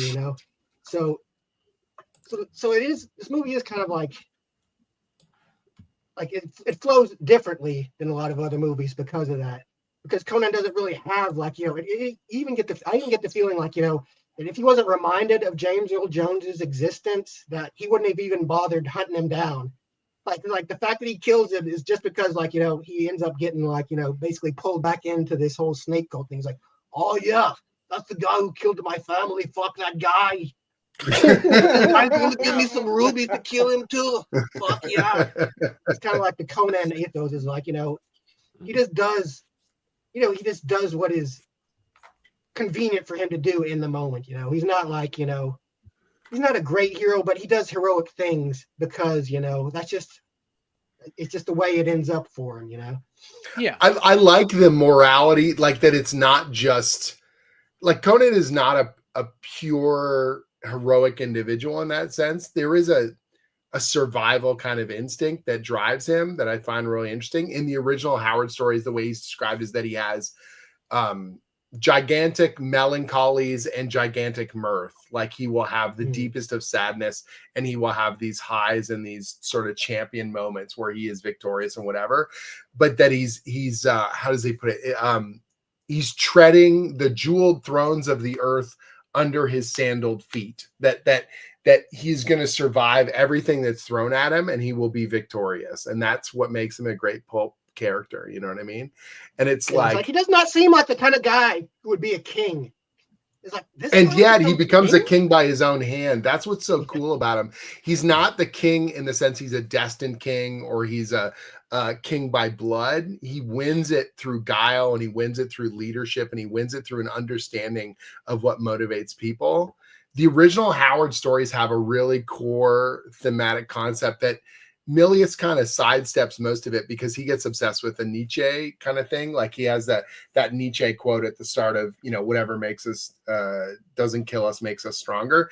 And that's what drives John Milius's Conan. It's this very pulpy survival kind of concept. And that whole thing of the riddle of steel, which is again, is a Milius concept, not a Howard concept. The Howard stories have civilization versus savagery. This idea of the civilized man builds a kingdom and he runs a government or he has a religion, but you can't trust them. The barbarian is actually the savage is the one that you can trust because the savage is honorable and the savage will stand by you. And if he says he'll fight till his dying breath by your side, he will. Whereas the government or the religion or the king is duplicitous and he will do anything to keep his power and he will lie to your face and stab you in the back. So who is truly civilized and who is truly savage? And that's at the heart of the Howard stories and Weird Tales. And that's not something that Milius really tackles. He looks at more of kind of the overarching sense of survival of the character. And then he hints at, of course, that he becomes a king, but it's a very different kind of a trajectory. And we never got to see, of course, the Milius, King Conan. So it's impossible to know what he would have drawn from to do that third movie or it's cool. It's cool to frame it that way too. Like, that his future, that he is a king, and then you could just fill in what happens in between. Like, where he's gonna go. Yeah. That is a dope question. So they've never made a King Conan, like. No, Like, not did a King movie. Conan, yeah. They've done No. comics of King Conan, and in fact, the very first story that was ever published, so 1932, the very first Conan story is called "The Phoenix on the Sword." He's already a king. All the stories that you are reading about in Weird Tales are either him telling you or that sense of looking into the past. The very first published Conan story, he is already King Conan of Aquilonia. Okay. Yeah. So it's kind of crazy that every other story is, I don't know if I would call it a flashback, but they're essentially looking backwards. He's a king in the very first story. And the craziest thing is the very first scene of him, he's in a library with a scholar and he's filling in parts of the map. Like he's a very learned individual. He knows like 7 languages. He's like this he is, traversed the world and he knows it better than most other people because he's been on the ground and led armies and been a pirate and all this other stuff. And then all these other stories when he's younger or he's impetuous as a thief or as a reaver or things like that, those are different stories from Weird Tales. So it's kind of fun to be able to jump around the timeline and do young Conan who doesn't know what the fuck he's doing, or he's just come out of Samaria and he's like really naive, and then the Conan who starts to realize, oh, you can't trust people, oh, this is how you manipulate people, oh, this is how you steal from people, oh, this is how you lead people, and this is why I can do it better than other people. It's kind of at a certain point he reads Robert evolution. Greene, right? He reads Robert Greene at a certain point. He knows what to do. Right. And the beautiful thing about that is that, you know what? We still got time to make a King Conan movie with Arnold. Oh man, we still got time to do that. It would be so amazing to sort of see the character really shown in a way that I think is more literary, or to show the kind of guile and the strength that he has. I'm currently working on my first King Conan story, and I've never written the character as the king. And it's fascinating to me to sort of look and kind of go, okay, how do you show a different side of that character? How is he different from the one in his prime, the one in his youth? There aren't as many King Conan stories. I think a lot of readers love him when he's young, when he's just whipping ass, and stuff like that. The older, more reflective character, or possibly the character who has some regrets, that's not something that a lot of readers want to focus on. So trying to find the right kind of balance is interesting. So he doesn't have any bastard sons? Or anybody that wants he does have, I mean, I'm sure he has children all over the Hyborian age, but he does end up having, so Zenobia is his queen eventually. She's a character that he meets in a story called The Hour of the Dragon. And she's a slave that he ends up freeing, and she saves him from prison. And he basically, when he escapes this prison, he has to leave her there. And he says, I will come back for you. And he does, and he gets his kingship back, and he says, I will make you my queen, basically. And so in the comics and in this sort of extended stories, he ends up having multiple children, and his son Khan will end up taking over. Jason Aaron did a wonderful job. He did a King Conan 6 issues. It's some of the best stuff I think Jason's done with the character. I really, really like it. And it does a really cool twist on Khan and Conan. And it really works quite well, and it summarizes a bunch of interesting things about the character that I like. So I just realized we should have booted Brooks off of the panel and brought in Jason. Right, that'd been great. That would have been really fun. We should have totally have done that, man. He's from Alabama. Yes. So anyway, so before we get in super deep into this film, which we've already have, but let's talk about the music real quick, because you know me, I love music. God. Basil Palladores was the the composer of the film. He also did Red Dawn, Iron Eagle, RoboCop, Hunt for Red October, Quigley Down Under, White Fang, Return to the Blue Lagoon, plus the original Blue Lagoon. He did Hot Shots Part 2. He did Free Willy and Free Willy 2. I mean, Starship Troopers, Les Miserables, Mickey Blue Eyes, Crocodile Dundee in Los Angeles, and a personal favorite of mine, Cecil B. Demented. What a varied history. But the music in this movie is top notch. He was already composing this score before any filming began because he knew the assignment, which was going to be mostly silent, let the music carry it. I think the music here is fantastic. And honestly, when we talk about the greatest film scores, I think we underappreciate this score. I think it's that fucking good. Phable, what do you think? Yeah, I can't agree more. Now that I connect the dots with Starship Troopers and RoboCop. And Free Willy Part 2. No, not Free Willy. Quickly down under. I love me some Paul Verhoeven. So he tends to do this war drums kind of, you know what I mean, kind of music, that this military sort of vibe to his music that I absolutely love. This music is fantastic. My only complaint, I do have a complaint. This movie isn't perfect, but my complaint is that sometimes the music is maybe doesn't fit the scene as well as it should. Like when when they're slaughtering his village, right? The music seems kind of jovial. I don't know if you guys caught that, but I felt like it was a little happy.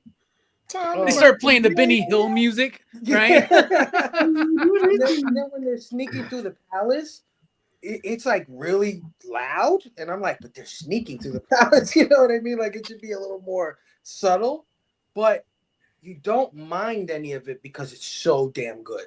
You know, you don't care that it sometimes doesn't match the scene.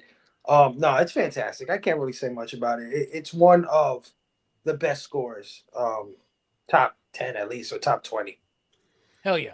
Jim, you already elaborated a little bit on the music about how it's kind of like a character in and of itself, man. It is like, so good. That soundtrack is so killer. It was like, again, I think it elevates, it makes the scenes feel bigger. It makes the scenes feel richer. It adds this adventurous kind of momentum to every scene it's in.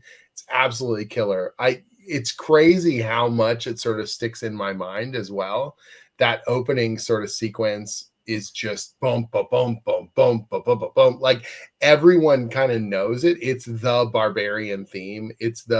I feel like if you do a new Conan movie, just like, you know, the new Superman movie's coming out and they're using Richard Williams, because you have to, not Richard Williams, John Williams.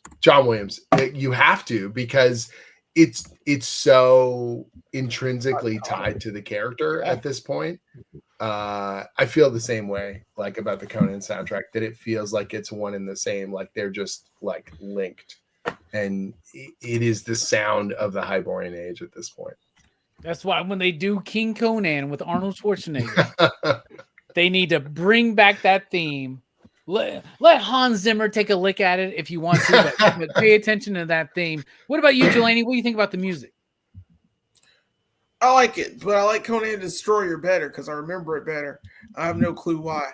Da da da da da da da da da da.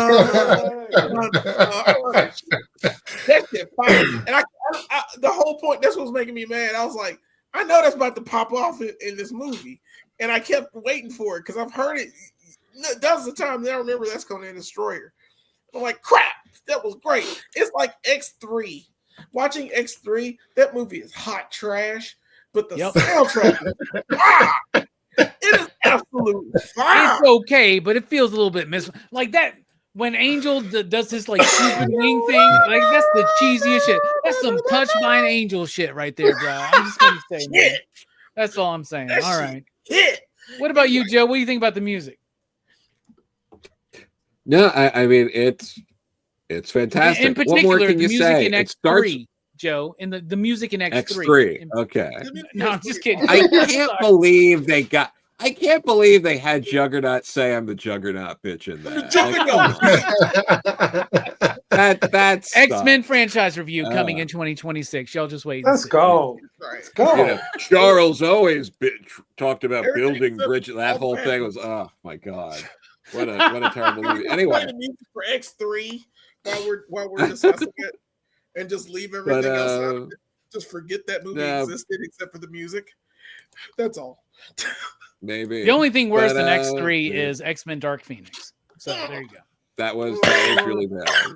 And that should have had X3 you might music. be right. That would have saved it. No. But No, it's the music throughout's great. It starts with a bang, like that opening sequence, incredible. It really pulls you right in. It ends great too. That end theme is phenomenal.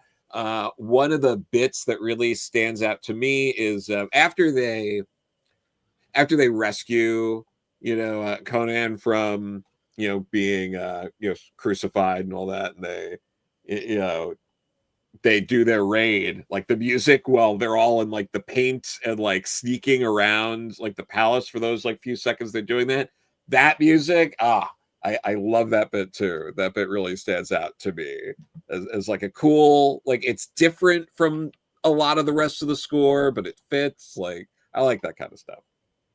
Hell yeah. What about you, Brooks, man? Did you notice the music? I did. And the soundtrack of this movie, it kind of feels like the blueprint for like, this kind of fantasy movie. It's got the big bass drums, like doom, doom, doom, doom, and the horns and all that. It gives it that kind of primal feel, but it also has like these epic swells too. So yeah, like, as far as, a soundtrack for a movie about Conan goes, like, I don't know if you could get much better than this, like maybe like, like they were saying, like maybe in a few places they could have like, they kind of got a little too lighthearted in parts, but like, it doesn't like, take you out of it, it doesn't like, Right. It doesn't like fuck up the viewing experience. So yeah, like I'd say they did a pretty good job with the soundtrack. Hell yeah. All right. Well, we are the pop culture philosophers. We like to dive a little bit deeper. So what's this movie saying? But more importantly, what's it saying to you specifically? You out there in the chat, throw out your commentary. Phable, you picked this movie. What's it speak to you? For me, this movie speaks about determination and what determination could do. When you're so determined to do what you got to do, you can move mountains. You can, literally will it into existence. We're talking about the riddle of steel, right? Conan and Thulsa Doom both tried to study the riddle of steel, and they both got it, but they both were kind of off as well, right? Like Thulsa Doom, he thought the riddle of steel was that that it was just sheer willpower, right? That would do it. And the hand that holds the steel, right? Right. The flesh that holds the steel, yeah. Exactly. And Conan thought it was pure power, right? Like actual like firepower, like you know what I mean? Your weapons, things like that. But it was real. It's all about willpower, the determination.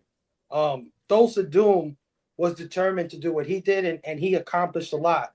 And Conan was determined to kill Thulsa Doom, and he did at the end of the movie. So I think this is all about like the steel will of determination. I think that's what the riddle of steel is.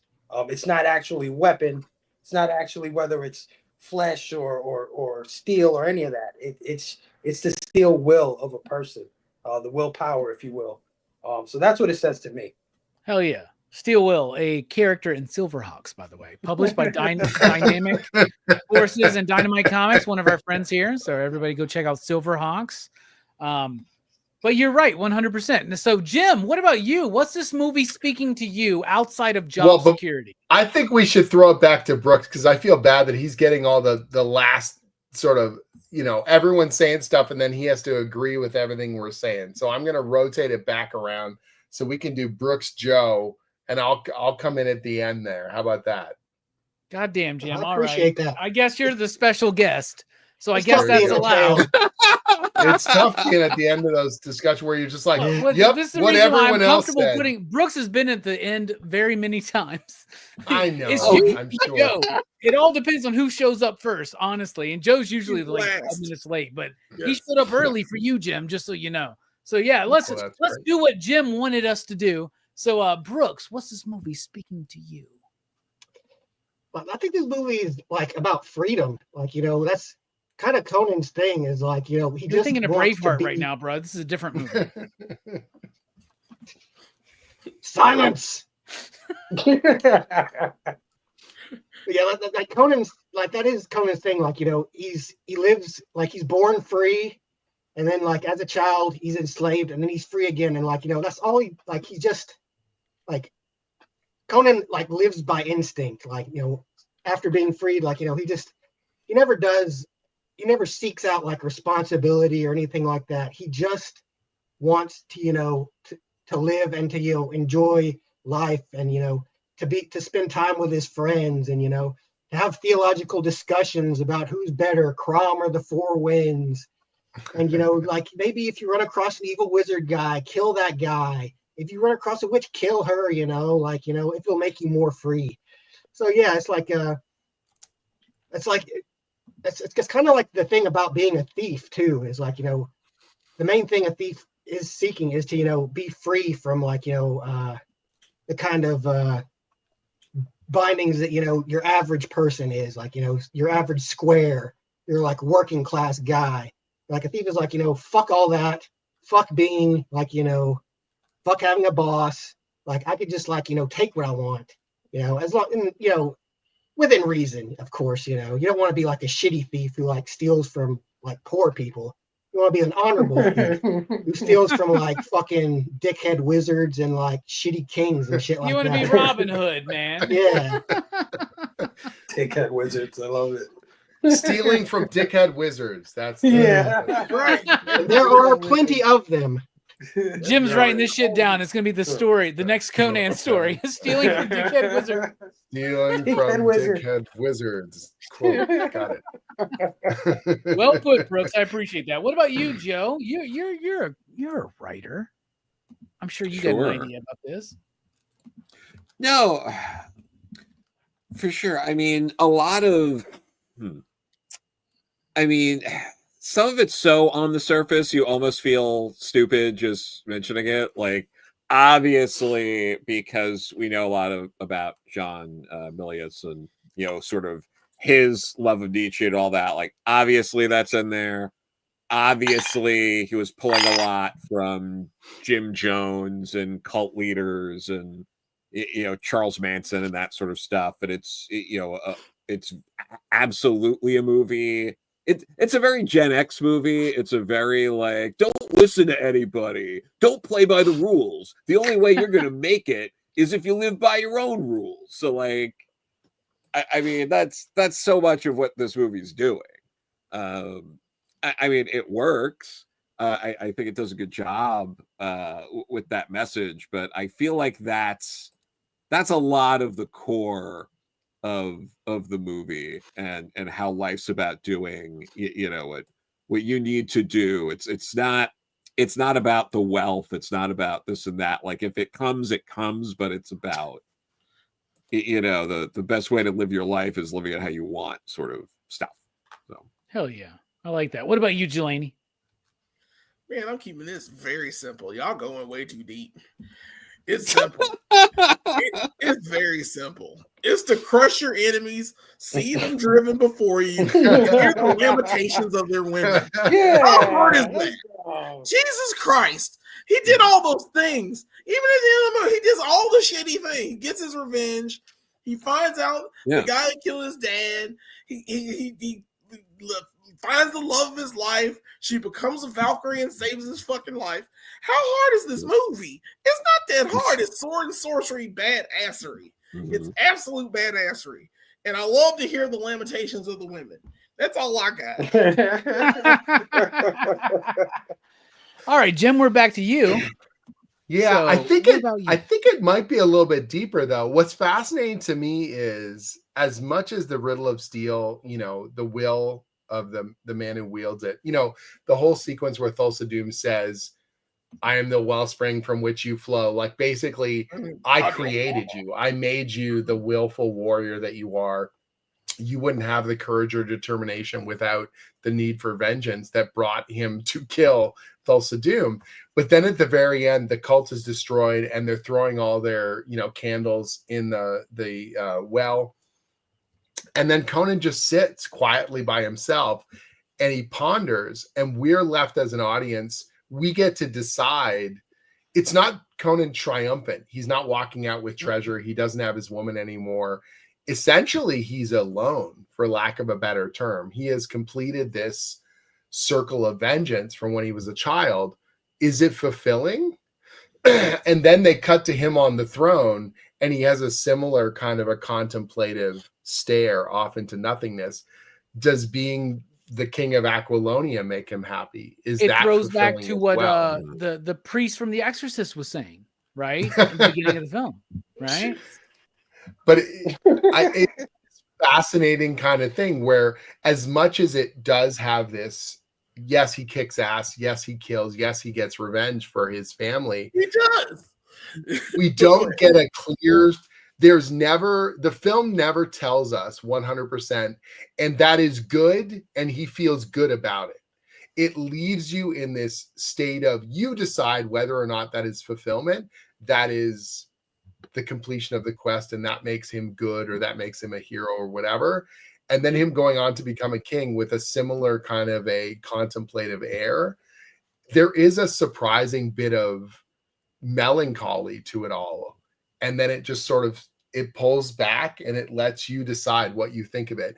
And it's fascinating to me that people that they almost forget that part of the film. They forget the very ending, because that's not the cool part. That's not the exciting part. It's a very slow, contemplative, dark kind of bit of business where he's sort of like, okay, my entire existence has been framed around killing these people that killed my family. I did the thing I set out to do. Who am I now? And we never really find out. Destroyer doesn't do anything philosophical, anything contemplative. We've got a different screenwriters, different director, and they take a much more PG kind of adventurous air, and they just sidestep all of that stuff. Whereas the original film leaves you, I think, in a much more, I don't want to say complex, because it's not a super complex concept, but just that idea of, you decide whether or not vengeance was worth it. You decide whether or not. Contemplative. You're just sitting there wondering. I think it's really cool in that way. It's weirdly mature for the kind of sword and sorcery adventure that it is. And Destroyer always makes a much more obvious choice. It makes a much more childish kind of narrative, and it's a much more, okay, we killed the monster, we're the good guys, we got the treasure kind of answer. And the first film leaves you a little bit, lets you decide where you want to, kind of plant the flag on it. Okay. Hell yeah. All I right. get some of that. You get some of that.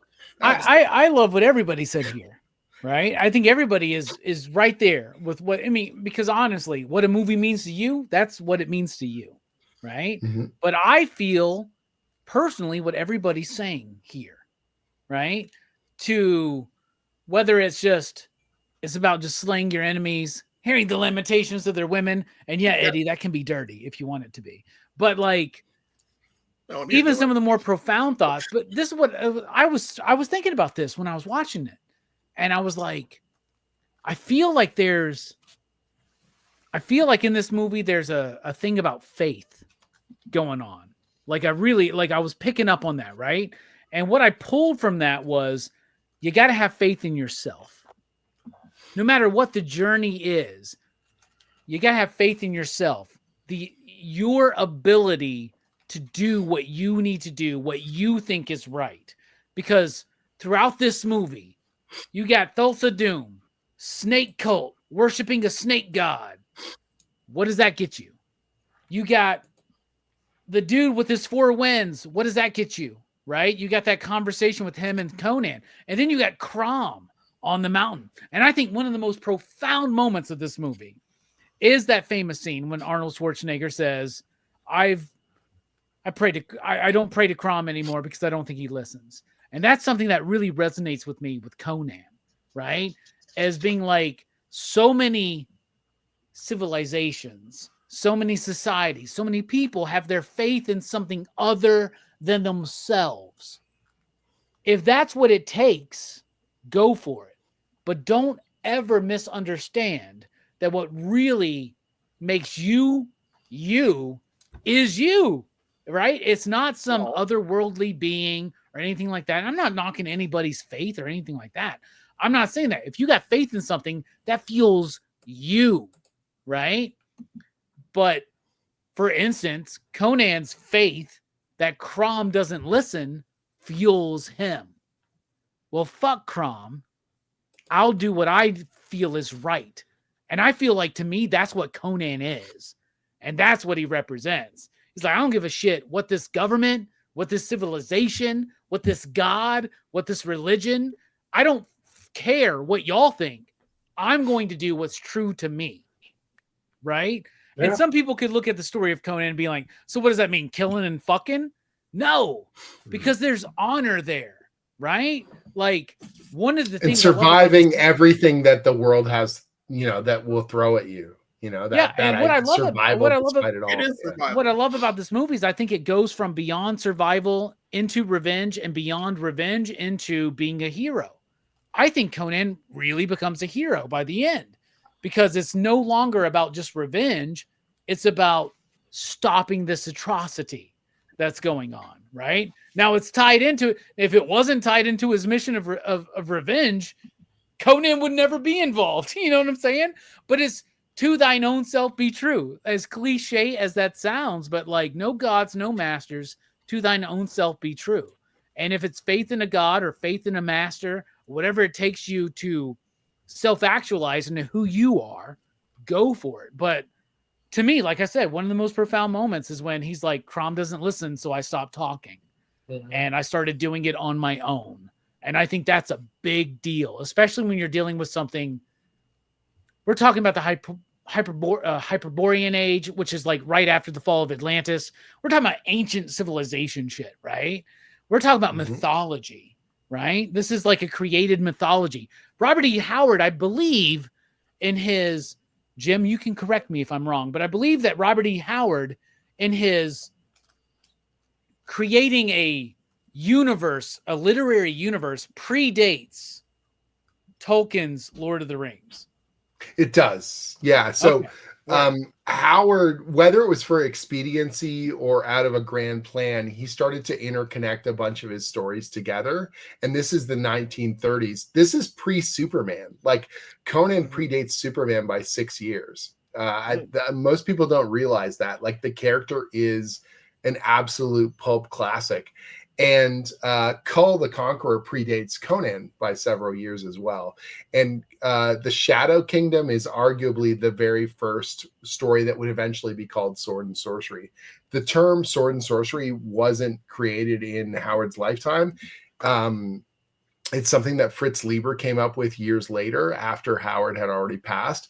But the ingredients, where you're mixing bits of kind of prehistory and mythology in these spaces, you know, magic and these heroic kind of archetypes, that ends up, you know, Howard becomes essentially the first sword and sorcery writer in that way, where you're not doing mythology, you're not doing history, you have your own kind of space where you're playing with the supernatural and with magic.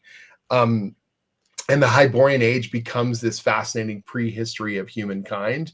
And he was playing off of kind of current cultural trends in terms of archaeology or these ideas of reincarnation. He was very obsessed with all kinds of different philosophical kind of bents, and he weaves them all together and sprinkles them throughout a bunch of his pulp stories, whether they're the sword and sorcery stories he did or the actual historical stories he did, noir and horror and all that kind of stuff. And one of the things I'm trying to do is bring those pieces all together so that the readers of the Conan comic hopefully grow to appreciate other things that he did as a writer. Because there's only, depending on how you measure it, 21, 22 Conan stories, but he wrote over 200 short stories for the pulps in a very short career.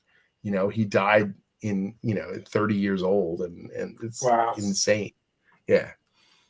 Yeah, he created a lot. You tied that very much together in that Curse of the Black Stone, Battle of the Black Stone. Yeah, thing. Battle of the Black Stone. Yeah. And Yeah. we've got another event this fall called Scourge of the Serpent. So we're continuing this broader kind of mythological plan that I've got for the Conan universe and for all the related Robert E. Howard characters over the next, you know, 4 to 5 years that I've planned out, which is just a ton of fun to be able to play in this amazing sandbox that's created by one of the fathers of the genre. So yeah. Hell yeah. All right. Now it's time to rate this movie. You out there in the chat, out of 5 you digs, what do you rate Conan the Barbarian? Phable, your movie, kick us off. You know, as a kid, like I said, this movie was very influential on me. It's one of the movies that shaped me. And it's not hard to see why, right? Conan the Barbarian, he's got a big sword, he's muscle bound, he's everything a kid would probably, at least a little boy, would probably want to be as a man. That was cool about it back then. But on this watch through, I got a lot of the subtleties that all of you gentlemen expounded on, all the cool little bits and just the mastery of filmmaking that this movie was at the time, 1982. I mean, that's, you know what I mean? That's a while ago. It's grand, it's epic, it's atmospheric, and it has Arnold Schwarzenegger. So this might be a little bit nostalgic play here, you know, because like Robbie said, his girlfriend seen it and she was just like, okay, you know what I mean? It didn't speak to her like it speaks to me. But I can't give this thing anything. But she was less. very curious as to why it spoke to you. So I think we answered that question. Well, because I like to crush my enemies and see them before me. The lamentation of their women. I mean, come on. I love that we all waited a long time to start bringing that bit up. I love that. That's great. You know what's funny too? I didn't mention this. I love how everybody meets each other in these movies. It's hilarious. Like he meets the guy and he's like, feed me so I can be strong. And then they become like fucking friends. And then he meets his girlfriend and she's like, you're not a thief. It's like, you're not either. No, you're not a whatever, a guard or something. A guard, yeah. Yeah. He's like, you're not either. And they're like, ha ha ha. And then they're friends. The same thing with the wizard. He's like, you know, I'm a crazy wizard. He's like, ha ha ha ha. And then they're friends. That's how we all became friends here on the panel. I wish that more people became friends through one good random conversation and a laugh, and then we montage. Right. And now we're buddies. I wish more people ran into each other on the streets, had a little conversation, laughed, and then we're ride or die. That's the way. Yeah, right. Friendship. Right. Yeah, they were ride or die, and that's another thing that speaks to me. I love loyalty. I love films about the kind of stuff like that. So, I mean, I can't give it anything less than a 5. I think this is a stone cold classic, and I think Conan, even though later on in life I got to know the character on the Robert E. Howard Marvel Comics kind of way, I still think they nailed the heart of Robert E. Howard's Conan. So, and I love this character. 5 for me. All right, a perfect score from Phable, which we would expect no less. You picked this movie. We would judge you if you gave it anything less.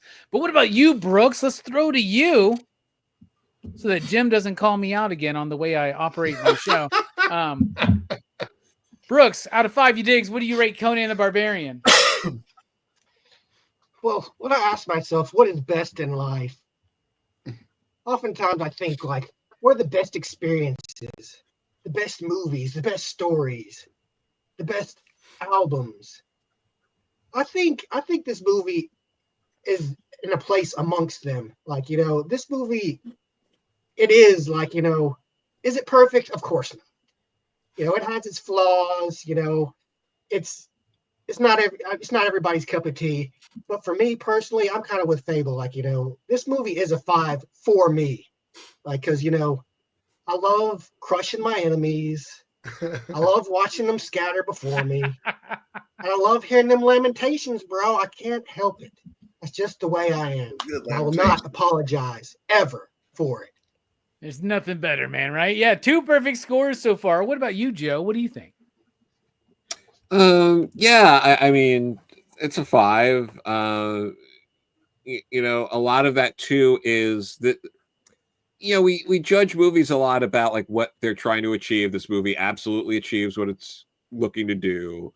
This movie is unapologetic in what it's doing. This movie inspired a lot.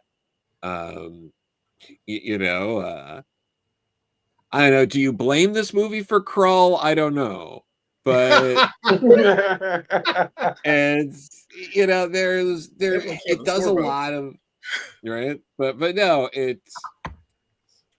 it stands the test of time. There have been multiple live action adaptations of Conan after that, the very sequel of this movie, the remake, the you know, the cartoons, the live action show from like 97 that we don't have to talk about. Like all I didn't all even of these remember about things. that, man. What are you I'm sure it's trash. It is, you know, so like, but above all of those, this is easily the one adaptation of the material on the big or small screen that is still quotable, that people still talk about, and talk about it in a big way. They don't talk about it as like, oh, do you remember that like little movie? Like, I think I remember, like, what was it called? Like, it's not like that. It's a genuine you know, big deal. It really helped, I think, Arnold Schwarzenegger's career for sure. If this movie tanked or it wasn't good, like, I don't know, does he go on to have a big action career after this? Like, how many bombs can you take before that doesn't work? I mean, this and then Terminator 2 years later, I mean, that's kind of a 1-2 punch. I don't know if he gets Terminator if this movie doesn't work, you know? Yeah. If he doesn't get Terminator, I don't know what happens to his career. So like, yeah, he wouldn't be back. Yeah. You would not. So yeah, I'll give it a 5. A perfect score so far from 3 panelists. What about you, Jelani? I mean, it's a guy's film. This is a truly guy's film. Yes. Ladies will not get this. Like, they'll look at him and be like, this. But he's so hot. He looks good. He's buff. You know. Those Arnold cheeks. Those Arnold cheeks. We're throwing them out there. Yeah. But God filmed this is awesome. And if I can give Master of the Universe a 5 easily, I can. Wait, you gave Master of the Universe a 5? Hell yeah! So did I, Jim. Hell yeah! Oh my god! Okay, that's the best New Gods movie we've ever gotten in live action. The thumb is on the scales in a way that I was not anticipating. All right. Welcome to PCP Movie Night, Jim. You're like, it's terrible. No, it's Dolph Lundgren. It's Dolph Lundgren as He-Man. I know exactly who's in it. I'm aware. Rex Langella is Skeletor, and he never got a chance to come back. The only dumb part about that movie is they go to Earth. That's it. The only dumb part? Okay. Jim, you better watch your fucking mouth right now, okay? That's a goddamn glorious movie. It's one of the best. It's one of the best achievements of American cinema. I'm glad you're here tonight, brother. Thank you. This is great. But yeah, Conan's a definite 5, bro. Okay, I appreciate that. Sword and sorcery, it's amazing. It's got tits. It's explosions. All it needs. I want that on the cover of the Blu-ray. It's amazing. It's got tits. Delaney would give so many great pull quotes if anybody would actually like pull them out for him. Like there's Delaney's had some great quotes. Jay out there, Hydrosylum Comics likes to collect Delaney's quotes. They're some of the best. Amazing. Yeah. A perfect score from Delaney. Awesome. All right, Jim. Watch your mouth about Masters of the Universe and just tell us what you rate this film. So it's so hard. Every film is both the film that you're watching and also your experience around it. When you saw it, who you were, who you became because of it. You know what I mean? And that's the most surreal kind of crazy thing for me. My entire life has been changed by Conan the Barbarian. Like, I'm currently on one of the biggest moments of my creative career. thanks to Conan, thanks to the fandom, thanks to all of it. And so there's no possible way I can look at this without an insane amount of bias. If I try and divorce my own brain from my body and say, I saw this movie for the first time last week, it's probably a 4 out of 5 on its pure production. But the fact that that is from 1982 and it's still an A movie, if you put it in cinemas right now, but then it comes out in the 80s and it comes out after a drought of garbage fantasy and sword and sorcery movies that feel low budget, that feel like they're winking and nodding at every moment because they don't want to take it seriously, because they don't take it seriously. And it changes my life. I mean, right? So on a Jim sees it in 2025, it's a 4 out of 5. Jim's whole life has been rotated around Conan the Barbarian. It's a 5 out of 5. Like Let's go. It just is. So, And that sword ain't broken. All right. no, I love it. that's the real deal, Atlantean, baby. So yeah, it's 5 out of 5. But So I can say that with the right kind of bias. So Yeah. Yeah. We are all about bias here at PCP. And I was coming into here, I was gonna be like, you know what? I'm trying to be a real critic now, guys. We gotta grow up. 10 years doing PCP, we gotta grow up.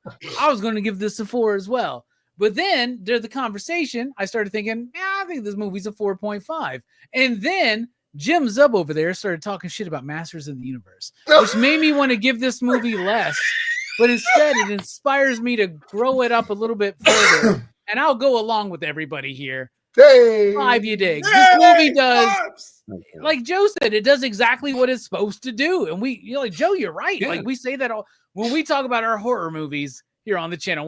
When I'm in the midst of Horror Fest, I'm like, y'all, Pieces really set out to do something, and it did exactly what it wanted to do, right? Why could I give Masters of the Universe 5 or Pieces a 5 and not give this movie a 5? There's no Masters of the Universe without Conan. You know You're what I right. mean? You're Like, right. And I really realize that now, but there's no Masters of the Universe without Jack Kirby as well. And Masters of the Universe is the best New Gods movie we've ever gotten. I just want to say, okay?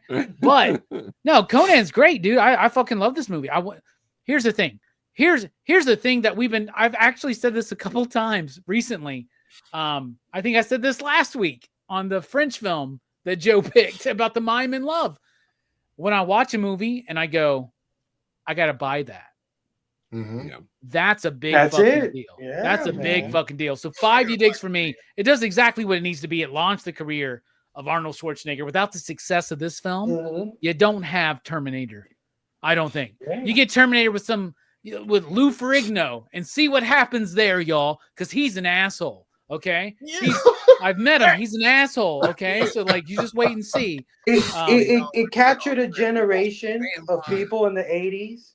It captured a generation. It changed a lot of, inspired a lot of people and kids and stuff like that. But you take yourself out of that, this film is masterfully done. Great music, great acting, great directing, great cinematography. You know what I mean? Of course, man. It's a 5, bro. Nobody that was making this movie thought they were making something stupid. Yeah. You know No, what I'm saying? everyone They- takes Bang it on. seriously. Everyone goes for it. Yeah. Yeah. It's So a I love it. So banger. 5s across the board. That's a 5 average, y'all. That Ooh. means we're better than you out there in the chat because y'all want less than 5. But whatever. A PCP average of 5 you digs for Conan the Barbarian. Hell yeah. Great pick, Phable. You know, that doesn't really happen often where you get 5 you digs. Of course, it helps that Jim Zub's here I don't know what talking you're talking shit about. I feel like actually I know more. You know what? I don't care what you think about the Masters of the Universe movie, Jim. You made me appreciate Conan more tonight than you did in thank all you. of your 21 plus issues of Conan the Barbarian, which I already love. Thank So you. there you go. I Phable, appreciate this is your pick. What you got coming up? Final thoughts, my man. Final thoughts. Yes, everybody. If you're into any of this kind of stuff, if you just love Arnold Schwarzenegger, man, watch freaking Conan the Barbarian. It's badass. Thank you so much, Jim and Robbie. Jim for coming through, Robbie for making it happen. My Oh, it's my birthday. pleasure. My birthday's coming up next week, and this just feels like an awesome early birthday present for me. You guys don't Amazing. know. I'm a huge Conan fan. I absolutely love what you've done with Conan at Titan Comics. Thanks, you man. brought it, absolutely, bro. You brought it back to that badass. Our 70s. whole team is so phenomenal, and we would be nowhere without the artists on the crew, like Bob Delore and Doug Braithwaite, now Fernando Dagnino on this series. I feel so fortunate that we've got the kind of passionate fans making the book that are reading the book, that we're all kind of pushing in the same direction. So yeah, dude, it's a really special time right now. Yeah, after watching this movie when I was a kid, I got introduced to the comic books, and one of the first things that attracted me and made me love the character even more, fall in love even more, was the great storytelling, was the great art. The art is so intrinsic to why that comic book hits me so hard. Savage Sword, those magazines, and all the black and white stuff. And you guys knocked it out of the freaking park. So when Robbie said you were coming on, and like he said, I had a couple of choices. When he said you were coming on, he could probably get you for Conan. It was a no freaking brainer. Had to pick Conan. And I am so happy not only that you came, but that everybody on this panel gave it a 5. You guys are freaking awesome. This was a great night. Thank you. We'll talk about what I got coming up next PCP movie night. I'm on a high right now. Amazing. Jim, I know you got this new issue coming out in shops this Wednesday. Yep. Why don't you tell everybody what's going on with you, man? So it's the year of the snake, and we're doing this amazing event. One of the things that's been really cool is because I'm writing Conan ongoing, and I'm going to be on the book through 2027, I'm able to plan out big, long, crazy stories. You get your immediate kind of amazing sword and sorcery adventure. Each story works on its own, but if you keep reading, you see these bigger mythological things that we're kind of building across the series. The new story arc starts on Wednesday, and I'm so proud of the book. Conan and his crew are going to end up in Stygia, which is the land of Set, the great serpent. All the kind of stuff that you've seen in the Conan movie that you love, we're kind of supercharging it in the current storyline. And I don't want to reveal any of the stuff that's coming up, but if you did enjoy the movie, if you do love the original Conan comics, I think this one's going to really knock it out for you. It is sexy, it is violent, it is powerful and potent, and everyone on the team is giving it their all, and we want to make sure that we're earning your cover price every single month. Hell yeah. And you are, Jim. So congrats to the team out there. Y'all are killing it, slaying it with Conan the Barbarian. And thank you so much for joining us. Jelani, I love you, my man. Had a great time at Money in the Bank with you, man. Yeah. I'm just ready for wrestling. I'm ready for the next wrestling event, bruh. I have so much fun hanging out with you. What you got coming up, man? Final thoughts. Yeah, dude. Yeah, so glad to be here. So glad to talk about Conan. Phable, excellent pick, dude. You're amazing, and now I know why we're so cool and so close. You're a Gemini like me. And I had just had my birthday, so yeah, man. Well, welcome to the club. Well done. And Jim, thanks for being here, man. Really appreciate your insight. Really appreciate everything you've done with this comic. I'm now a fan. Yeah, and I would like to see Robbie if I could, along with the trade paperbacks. If you have the trade paperbacks, let me get you. Oh, I got them. Oh, yes, multiple covers, my man. Absolutely. You got any ladies on them covers? It doesn't matter. There's no ladies on them covers. I like savage, son. I'm a savage. Speaking of savage, Brooks and I do this channel thing that we do. We review toys, and we do this thing called Go Figure Reviews. We just did the Maximum Hulk from Marvel Legends. We talked about it last week, but I want to talk about it a little bit more this week. It's a pretty decent figure for what it is. I'm beginning to appreciate it more, but at the same time, it still kind of sucks that it costs so much. It's the price. And then we also did Despera. That figure's fucking rad. That is an awesome figure. That is basically She-Ra in Secret of the Sword. She's basically the commander of Hordak's forces before He-Man shows up and tells her, "Hey, you're my sister." So, good times. Watch those videos. We're close to 700 subscribers. We're tiny, but we're going to get bigger. That is exactly what he said. And I am excited to talk about these things with you guys. And, check us out. Go Figure Reviews. Hell yeah. Subscribe. Go subscribe to Go Figure Reviews. Somebody please throw a link up in the description. Joe, always a pleasure to have you here, man. What you got coming up? I know you got some stuff coming up, man.